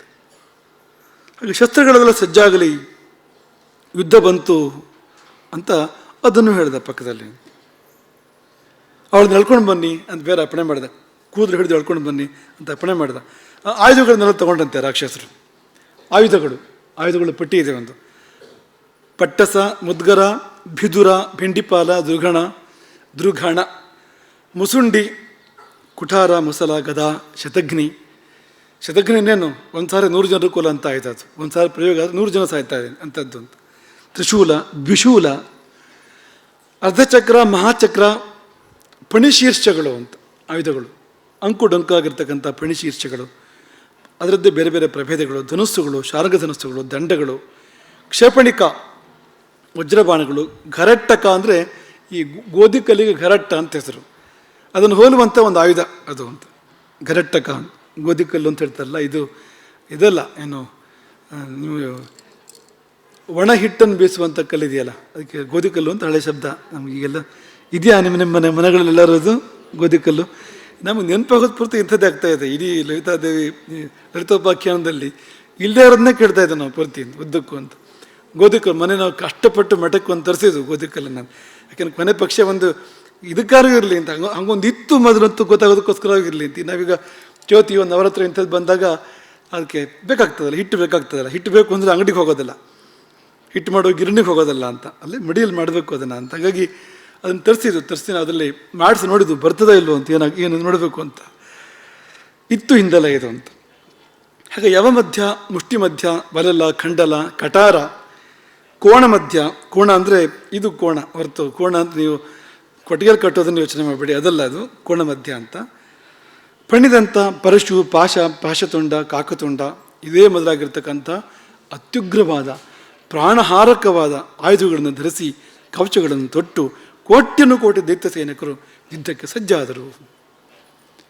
ಯಾಕಿಷ್ಟು ಹೇಳಿದ್ರು ಅಂದರೆ ಇದರಲ್ಲಿ ಹೆಚ್ಚಿನ ಶಬ್ದ ನಿಮ್ಗೆ ಅರ್ಥ ಆಗಿರೋದಿಲ್ಲ. ಹೇಗಿದ್ರು ನಿಮಗೆ ಪಾಠ ಮಾಡೋಕ್ಕೆ ನಮಗೆ 1 ಗಂಟೆ 2 ಗಂಟೆ ಬೇಕು ಒಂದು ಪಾಠ ಮಾಡೋಕ್ಕೆ ಶುರು ಮಾಡಿದರೆ, ಕೆಲವಷ್ಟಕ್ಕೆ ಪಾಠ ಮಾಡೋಕ್ಕೂ ಸಾಧ್ಯ ಆಗದೇ ಇರ್ಬೋದು, ಅದು ಏನು ಅಂತಲೇ ಇಲ್ಲಿ ವಿವರಣೆ ಸಿಗದೇ ಇರ್ಬೋದು ಅಂತ. ಆದರೆ ಇಷ್ಟು ವೈವಿಧ್ಯಗಳು ಇದ್ದುವು ಅಂತ, ಆಯುಧ ವೈವಿಧ್ಯಗಳು ಎಲ್ಲ ಹೇಳಿ ಕೊನೆಗೆ ಇತ್ಯಾದಿ ಅಂತ ಅಂದ್ಬಿಡ್ತಾರೆ. ಮತ್ತೆ ಮುಗಿದಿಲ್ಲ ಇದು ಪಟ್ಟಿ ಅಂತ. ಇಷ್ಟು ಬಗೆಯ ಆಯುಧಗಳು ನಮ್ಮಲ್ಲಿ ಇದ್ದುವು ಅಂತ, ಇನ್ನೂ ಬೇರೆ ಬೇರೆ ಕಡೆ ನಾವು ಕಾಣ್ತೇವೆ ಅಂತ. ಹಾಗಾಗಿ ಆ ಯುದ್ಧ ವಿದ್ಯೆ, ಯುದ್ಧ ಕೌಶಲ, ಆಯುಧಗಳ ವೈವಿಧ್ಯ ಗಮನಿಸಿದರೆ ತುಂಬ ದೊಡ್ಡ ಸಂಶೋಧನೆ ನಡೆದಿತ್ತು ಅನ್ನೋದಕ್ಕೆ ಯಾವ ಸಂಶಯವೂ ಕೂಡ ಬೇಡ ಅಂತ. ಹಾಗಂತ ಇಂಥ ಅಸ್ತ್ರಗಳು ಆ ಕಾಲದಲ್ಲಿ ಈ ರೀತಿ ಇಲ್ಲದೆ ಇರ್ಬೋದು. ಇವತ್ತಿಗೆ ಸಮೂಹ ನಾಶಕವಾದ ಅಸ್ತ್ರಗಳಿದ್ದಾವೆ ಇವತ್ತು, ಅಂಥದ್ದಿಲ್ಲ ಅಂತ ನಾವು ಬೇಕಾದ್ರೆ ಮೀಸೆ ತಿರುಗ್ಬೋದು ನಮ್ಮ ಕಾಲದಲ್ಲಿದೆ ಅಂತ. ಆದರೆ ಇದು ಒಳ್ಳೇದು ಅಂತ ಕೇಳಿದರೆ ನಮಗೆಲ್ಲ ಚಿಂತೆ ಇದೆ ಅದ್ರ ಬಗ್ಗೆ. ಅಣ್ಣು ಅಸ್ತ್ರ ಅಂತ ತಗೊಂಡ್ರೆ ನಮಗೆಲ್ಲ ನೆಮ್ಮದಿ ಇದೆ ಅದ್ರ ಬಗ್ಗೆ. ಯಾರಲ್ಲಿ ಅಣ್ವಸ್ತ್ರ ಇದೆಯೋ ಅವರು ಇನ್ಯಾರು ಅಣ್ವಸ್ತ್ರ ಹೊಂದಬಾರ್ದು ಅಂತ ಪ್ರಯತ್ನ ಮಾಡ್ತಾ ಇರ್ತಾರೆ ಅಂತ. ಇದು ಒಳ್ಳೆಯದಲ್ಲ ಅಂತ ಬೇರೆಯವರಿಗೆಲ್ಲ ಬುದ್ಧಿ ಹೇಳ್ತಾ ಇರ್ತಾರೆ. ಅಣ್ವಸ್ತ್ರ ಇರುವ ರಾಷ್ಟ್ರಗಳು, ಈಗ ಯಾವಾಗ ಭಾರತ ಅಣ್ವಸ್ತ್ರವನ್ನು ಹೊಂದಿತ್ತೋ ಆಗ ಅಮೇರಿಕ ಭಾರತದ ಮೇಲೆ ನಿಷೇಧ ಇರ್ತು ಅಂತ. ಏನಪ್ಪ ಅಂದರೆ ಅದು ನನ್ನ ಹತ್ರ ಇರ್ಬೋದು, ಅದು ನಿನ್ನ ಹತ್ರ ಇರಬಾರ್ದು ಅದು ಅಂತ. ಸೀದಾ ಅರ್ಥ ಅದಕ್ಕೆ ಅಂತ. ಇದು ಹೇಗಪ್ಪ, ನನಗೊಂದು ರೀತಿ ನಿನಗೊಂದು ನೀತಿ ಬೇರೆ ಇರೋಕ್ಕೆ ಸಾಧ್ಯವಾ ಅದು ಅಂತ. ಅವರಲ್ಲಿ ಸಾವಿರಾರು ಇರ್ಬೋದು, ಅದು ಬೇರೆಯವ್ರು ಇಟ್ಕೊಳ್ಬಾರ್ದು ಅದನ್ನು ಅಂತ. ಏನದು ಅಂತ, ಅದಕ್ಕೆ ದೊಡ್ಡಣ್ಣ ಅಂತ ಹೇಳ್ತಾರೆ ಅದಕ್ಕೆ. ಮತ್ತೇನು ಅದಕ್ಕೆ ಧರ್ಮ ನೀತಿ ಅಂಥದ್ದೆಲ್ಲ ಇಲ್ಲ ಅದರಲ್ಲಿ ಅಂತ. ಅದ್ರಲ್ಲಿ ಸ್ವಾರ್ಥ ಮಾತ್ರ ಇರುವಂಥದ್ದು ಹೊರತು ಬೇರೆ ಏನೂ ಇಲ್ಲ ಅಂತ. ಆದರೆ ಆಗಿನ ಕಾಲದ ಅಸ್ತ್ರಶಸ್ತ್ರಗಳು ಅವು ಈ ಅಡ್ಡ ಪರಿಣಾಮಗಳು ಇಲ್ಲದೆ ಇರುವಂಥದ್ದು, ಜೊತೆಗೆ ಸಾತ್ವಿಕ ಪರಿಣಾಮಗಳು ಇರುವಂಥದ್ದು. ಎಲ್ಲಿವರೆಗೆ ಅವರು ಯೋಚನೆ ಮಾಡಿದ್ದಾರೆ ಅಂದರೆ, ಯಾವ ಬಗೆಯ ಅಸ್ತ್ರ ಪ್ರಯೋಗ ಮಾಡಿದಾಗ ಅವನಿಗೆ ಬರೀ ಸಾವು ಬರೋದಲ್ಲ, ಮುಕ್ತಿ ಉಂಟಾಗತ್ತೆ ಅವನಿಗೆ ಅಂತ. ಇದು ತುಂಬ ವಿಸ್ತಾರವಾಗಿ ಚಿಂತನೆ ಮಾಡಿದ್ದಾರೆ ಅದನ್ನು. ಶತ್ರುವಿನ ಮೇಲೂ ಕೂಡ ಕರುಣೆ ಅಂತ, ಸಾಮೂಹಿಕವಾಗಿ ಒಂದು ಒಪ್ಪಂದ ಅಂತ. ಮುಕ್ತಿಗೆ ಪೂರಕವಾಗಿರಬೇಕು ಅದು. ನಾವು ಪ್ರಯೋಗ ಮಾಡುವಂಥ ಆಯುಧ ಕೊನೆಯ ಬಾರಿ ಕೊಲ್ಲುವಾಗ ಹೇಳಬೇಕು, ಈಗ ನಿನ್ನ ಪ್ರಾಣ ಹೋಗ್ತದೆ, ಇಷ್ಟು ದೇವರ ಸ್ಮರಣೆ ಮಾಡು ಅಂತ. ಅಂದರೆ ಮುಕ್ತಿ ಆಗಬೇಕು ಅಂತ, ದ್ವೇಷ ಇಲ್ಲ ಅಂತ, ಜೀವದ ಮೇಲೆ ದ್ವೇಷ ಇಲ್ಲ ಅಂತ ಸಂಸ್ಕೃತಿ ಪರಂಪರೆ ನಮ್ಮದು ಒಂದು. ವಾಹನಗಳು, ಕುದುರೆ, ಆನೆ, ಕತ್ತೆ, ಒಂಟೆ ಇದೆಲ್ಲ ಗೊತ್ತಿದೆ ನಿಮಗೆ. ತೋಳ, ನಾಯಿ, ಕಾಗೆ, ಹೊದ್ದು, ರಣಹೊದ್ದು, ಹುಲಿ, ಸಿಂಹ, ಶರಭ, ಗಂಡಪೇರುಂಡ, ಹಂದಿ, ಹೆಬ್ಬಾವು, ಕೊನೆಗೆ ಪ್ರೇತ ಅಂತ. ಇದೆಲ್ಲ ವಾಹನಗಳು ಅವರಿದ್ದು ಅಂತ. ಅವರೆಂಥವರು, ಅವ್ರ ವಾಹನಗಳು ಹಾಗೆ ಇರಬೇಕಲ್ಲ ಅಂತ, ತಕ್ಕಂತೆ ಇದೆ ಅಂಥ ವಾಹನಗಳು ಏರಿ ರಾಕ್ಷಸರು ಹೊರಟರು. ಪುರರಕ್ಷೆ ವ್ಯವಸ್ಥೆ ಆಯಿತು. ಅದರಲ್ಲಿ ದುರ್ಮದನೆಂಬ ರಾಕ್ಷಸ 10 ಅಕ್ಷೋಹಿಣಿ ಸೈನ್ಯದ ಜೊತೆಯಲ್ಲಿ ಯುದ್ಧಕ್ಕೆ, ತ್ರಿಪುರ ಸುಂದರಿಯ ಸೈನ್ಯವನ್ನು ಎದುರಿಸೋದಕ್ಕೆ 10 ಅಕ್ಷೋಹಿಣಿ ಸೈನ್ಯದ ಜೊತೆಯಲ್ಲಿ ದುರ್ಮದ ಆ ಕಡೆ ಯುದ್ಧರಂಗಕ್ಕೆ ಹೋಗ್ತಾನೆ. ತಾಳಜಂಗ ಎನ್ನುವ ರಾಕ್ಷಸ 10 ಅಕ್ಷೋಹಿಣಿ ಸೈನ್ಯದ ಜೊತೆಯಲ್ಲಿ ಪೂರ್ವದ್ವಾರದಲ್ಲಿ, ತಾಲಭುಜ ಅಷ್ಟೇ ಸೈನ್ಯ 10 ಅಕ್ಷೋಹಿಣಿ ದಕ್ಷಿಣ ದ್ವಾರದಲ್ಲಿ, ತಾಲಗ್ರೀವ ಅಷ್ಟೇ 10 ಅಕ್ಷೋಹಿಣಿ ಸೈನ್ಯದ ಜೊತೆಗೆ ಪಶ್ಚಿಮ ದ್ವಾರದಲ್ಲಿ, ತಾಲಕೇತು 10 ಅಕ್ಷೋಹಿಣಿ ಸೈನ್ಯದ ಜೊತೆಗೆ ಉತ್ತರ ದ್ವಾರದಲ್ಲಿ, ನಡುವೆ 10 ಅಕ್ಷೋಹಿಣಿ ಸೈನ್ಯ. ಮತ್ತೆ ಎಷ್ಟು 60 ಅಕ್ಷೋಹಿಣಿ ಆಯ್ತು ಇದೀಗ, ಒಟ್ಟು 60 ಅಕ್ಷೋಹಿಣಿ ಆಯಿತು. ಈ ಮಹಾಭಾರತ ಯುದ್ಧದಲ್ಲಿ ಭಾಗವಹಿಸಿದ್ದು 2 ಸೇರಿ, ಆಚೆ ಈಚೆ 2 ಸೇರಿ ಎಷ್ಟು ಅಕ್ಷೋಹಿಣಿ ಅದು? 18 ಅಕ್ಷೋಹಿಣಿಯ ಸೈನ್ಯ ಅದು. 11 ಕೌರವರದ್ದು, 7 ಪಾಂಡವರದ್ದು, ಒಟ್ಟು 18 ಅಕ್ಷೋಹಿಣಿಯ ಸೈನ್ಯ ಇದ್ದಿದ್ದು ಅಲ್ಲಿ. ಇದು 60 ಅಕ್ಷೋಹಿಣಿ ಇದು ಅಂತ. ಇದು ಯಾರ ಬಗ್ಗೆ? ಹೂವಿನಂಥ ಹೆಣ್ಣು, ಬರೀ ಹೂವಿದ್ದ ಹಾಗೆ, ಅತಿ ಕೋಮಲ, ಏನೂ ಚಿಂತೆ ಮಾಡತಕ್ಕದ್ದಲ್ಲ. ಆದರೆ 10 ಅಕ್ಷೋಹಿಣಿ ಒಂದೊಂದು ವಾರದಲ್ಲಿ, ಅಲ್ಲಿಗೆ 10 ಅಕ್ಷೋಹಿಣಿ, ಇಲ್ಲಿ ಅವಳನ್ನು ಎದುರಿಸೋದಕ್ಕೆ ಮತ್ತೆ 10 ಅಕ್ಷೋಹಿಣಿ ಅನ್ನೋದು ಅದು ನಡೆನುಡಿಗಳ ಅಂತರವನ್ನು ತೋರಿಸ್ತದೆ ಅದು ಅಂತ, ಅದು ಆತಂಕವನ್ನು ತೋರಿಸ್ತದೆ. ಆದರೆ ಈ ಸೈನ್ಯ ಇದೆಯಲ್ಲ, ಇದು ಈ ಭಂಡನ ಸೈನ್ಯ ಸರೋವರದ ಒಂದು ಬಿಂದು ಮಾತ್ರ ಅಂತ ನೆನ್ಪಿಟ್ಕೊಳ್ಬೇಕು ನಾವು ಅಂತ. ಎಷ್ಟು ಸೈನ್ಯವನ್ನಲ್ಲಿತ್ತು ಅಂದರೆ ಅದರ ಒಂದು ಬಿಂದು ಮಾತ್ರ ಇದು ಅಂತ. ಅಷ್ಟು ಸೈನ್ಯ ಇದೆ ಇನ್ನವನಲ್ಲಿ ಅಂತ. ಚಿಕ್ಕ ಭಾಗವನ್ನು ತೆಗೆದಿಟ್ಟ ಅಂತ ಅರ್ಥ ಅದಕ್ಕೆ, ಆದರೂ ಕೂಡ ಬೇಕಾಗಿರಲಿಲ್ಲ ಅಷ್ಟು ಅಂತ. ಹೀಗೆ ಯುದ್ಧ ಸಿದ್ಧತೆಯಾಗಿ ಯುದ್ಧ ಪ್ರಾರಂಭ ಆಗ್ತಾ ಇದೆ. ಒಂಟೆಯನ್ನೇರಿ ದುರ್ಮದ ಹತ್ತಕ್ಷೋಹಿಣಿ ಸೈನ್ಯದ ನೇತೃತ್ವದಲ್ಲಿ ಯುದ್ಧಕ್ಕೆ ಬಂದಿದ್ದಾನೆ. ಮುಂದೇನಾಯಿತು ಅನ್ನೋದನ್ನು ನಾವು ಗಮನಿಸಬೇಕು. ಅದು ಇವತ್ತು ಹೇಳೋಣ ಅಂದರೆ ಗಂಟೆ 5 ಆಗಿಬಿಟ್ಟಿದೆ ಇವತ್ತು ಈಗಾಗಲೇ. ಅಲ್ಲಿ ಭಂಡ ಸೈನ್ಯ ವಧೋದ್ಯುಕ್ತ ಶಕ್ತಿ ವಿಕ್ರಮಹರ್ಷಿತ, ಮುಂದೆ ಅದು ಬರಬೇಕಾಗಿದೆ ಅಂತ. ಎರಡು ಸೈನ್ಯಗಳ ಮಧ್ಯೆ ಸಂಘರ್ಷ. ಒಂದು ಕಡೆ ಶಕ್ತಿ ಸೇನೆ, ಇನ್ನೊಂದು ಕಡೆ ದೈತ್ಯ ಸೇನೆ ಅಂತ. ಹೀಗೆ ಎರಡು ಸೈನ್ಯಗಳ ಮಧ್ಯೆ ದೊಡ್ಡ ಯುದ್ಧ ನಡಿಬೇಕಾಗಿದೆ ಮುಂದಕ್ಕೆ ಅಂತ. ಅವರು ಕಾದು ಕೂತಿದ್ದಾರೆ ಶಕ್ತಿಗಳು, ಎಷ್ಟೊತ್ತಿಗೆ ರಾಕ್ಷಸರು ಬರ್ತಾರೆ ಅಂತ. ಯಾಕೆಂದರೆ ಶಕ್ತಿ ಪ್ರಯೋಗ ಮಾಡಬೇಕಲ್ಲ, ಅವರು ಪ್ರಯೋಗವನ್ನು ಅಂಥ ಜಾಗದಲ್ಲೇ ಮಾಡಬೇಕು, ಎಲ್ಲ ಕಡೆ ಮಾಡೋದಲ್ಲ. ಎಲ್ಲಿ ಮಾಡಬೇಕು ಅಲ್ಲೇ ಮಾಡಬೇಕು, ರಾಕ್ಷಸರ ಮೇಲೆ ತೋರಿಸ್ಬೇಕು ಶಕ್ತಿಯನ್ನು ಅಂತ. ಆ ಶಕ್ತಿಯರು ಸನ್ನದ್ಧರಾಗಿ ಕುತೂಹಲದಲ್ಲಿ ಎಷ್ಟು ಹೊತ್ತಿಗೆ ಬರ್ತಾರೋ ಅಂತ ಕಾಯ್ತಾ ಅವರಲ್ಲಿ ಕೂತಿದ್ದಾರೆ. ಆ ಕಡೆಗೆ ಈ ದೈತ್ಯ ಸೇನೆ ಅವರಿದ್ದಲ್ಲಿ ಹೋಗುವಾಗ ಮುಂದೆ ನಡೆದ ಆ ಮಹಾ ಸಂಘರ್ಷವನ್ನು ನಾವು ಅವಲೋಕನ ಮಾಡೋಣ. ಕ್ರಮವಾಗಿ ಆ ಯುದ್ಧ ಪ್ರಾರಂಭ ಆಗ್ತದೆ. ಒಮ್ಮೆಲೆ ಲಲಿತೆಯನ್ನು ನೋಡೋದಕ್ಕೂ ಸಾಧ್ಯ ಇಲ್ಲ, ಯಾಕೆಂದರೆ ಅಷ್ಟು ಮಂದಿ ಯುದ್ಧೋತ್ಸಾಹಿಗಳು ಮತ್ತೆ ಅನೇಕರಿದ್ದಾರೆ ಅಲ್ಲಿ ಅಂತ, ಲಲಿತೆಯ ಸೈನ್ಯದಲ್ಲಿ ಅಂತ. ಅದೆಲ್ಲ ದಾಟಿ ಆಕೆ ಬರಬೇಕು ಅಂತ ಸಂದರ್ಭ. ಹಾಗಾಗಿ ಮೊದಲಾಗಿ ಯಾರು ಯುದ್ಧ ಮಾಡಿದರು, ಹೇಗೆ ಯುದ್ಧ ಮಾಡಿದರು ಅವರು, ಮತ್ತು ಏನಾಯಿತು ಆ ಯುದ್ಧದಲ್ಲಿ ಅನ್ನೋದನ್ನು ನಾಳೆಯ ದಿನದ ರಥೋಪಾಖ್ಯಾನದ ಪ್ರವಚನದಲ್ಲಿ ಅವಲೋಕನ ಮಾಡೋಣ. ಅಲ್ಲಿವರೆಗೆ ಈ ಲಲಿತಾ ತ್ರಿಪುರ ಸುಂದರಿಯ ರಾಜರಾಜೇಶ್ವರಿಯ ಸ್ಮರಣೆಯಲ್ಲಿರೋಣ. ನಾವು ಆಗಲೇ ಹೇಳಿದಾಗೆ ನಾವು ಬಂದು ನಿಂತರೆ ಲಲಿತಾದೇವಿಯ ಮುಖದಲ್ಲಿ ಒಂದು ಮಂದಹಾಸ ಮೂಡಬೇಕು, ಅಂಥ ಬದುಕನ್ನು ಬದುಕಬೇಕು ನಾವು ಅಂತ. ದೇವಿ ಮುಂದೆ ಹೋದಾಗ ನಮಗೇನೋ ಒಳಗೊಳಗೆ ಆತಂಕ ಆಗಬಾರ್ದು ಅಂತ. ನಾವು ಮಾಡಿದ ತಪ್ಪುಗಳು ಪಾಪಗಳು ನಮಗೆ ನಮ್ಮೊಳಗೆ ಅಪರಾಧ ಪ್ರಜ್ಞೆಯನ್ನು ಜಾಗೃತ ಮಾಡುವಂತೆ ಆಗಬಾರ್ದು. ಅದರ ಬದಲಿಗೆ ತುಂಬ ನೆಮ್ಮದಿ ಆಗುವಂತೆ ಆಗಬೇಕು. ಅಂದರೆ ಅಂಥ ಬದುಕನ್ನು ಬದುಕಬೇಕು, ದಲಿತ ಮೆಚ್ಚುವಂಥ ಬದುಕನ್ನು ಬದುಕಿ ಆಕೆಯ ಮುಂದೆ ಹೋಗಿ ನಿಂತು ಆಕೆಯ ಮಂದಹಾಸದ ವೀಕ್ಷಣಕ್ಕೆ ನಾವು ಪಾತ್ರರಾದರೆ ಬದುಕು ಧನ್ಯ. ನಿಮಗೆಲ್ಲ ಆಕೆಯ ಮಂದಸ್ಮಿತ ವೀಕ್ಷಣ ಅದು ನಿಮಗೆಲ್ಲ ವರದಾನದ ರೂಪದಲ್ಲಿ ಲಭ್ಯ ಆಗಲಿ, ನಿಮಗೆಲ್ಲ ಒಳ್ಳೆಯದಾಗಲಿ ಅಂತ ಪುಣ್ಯ ಆಗ್ತದೆ. ಹರೇ ರಾಮ.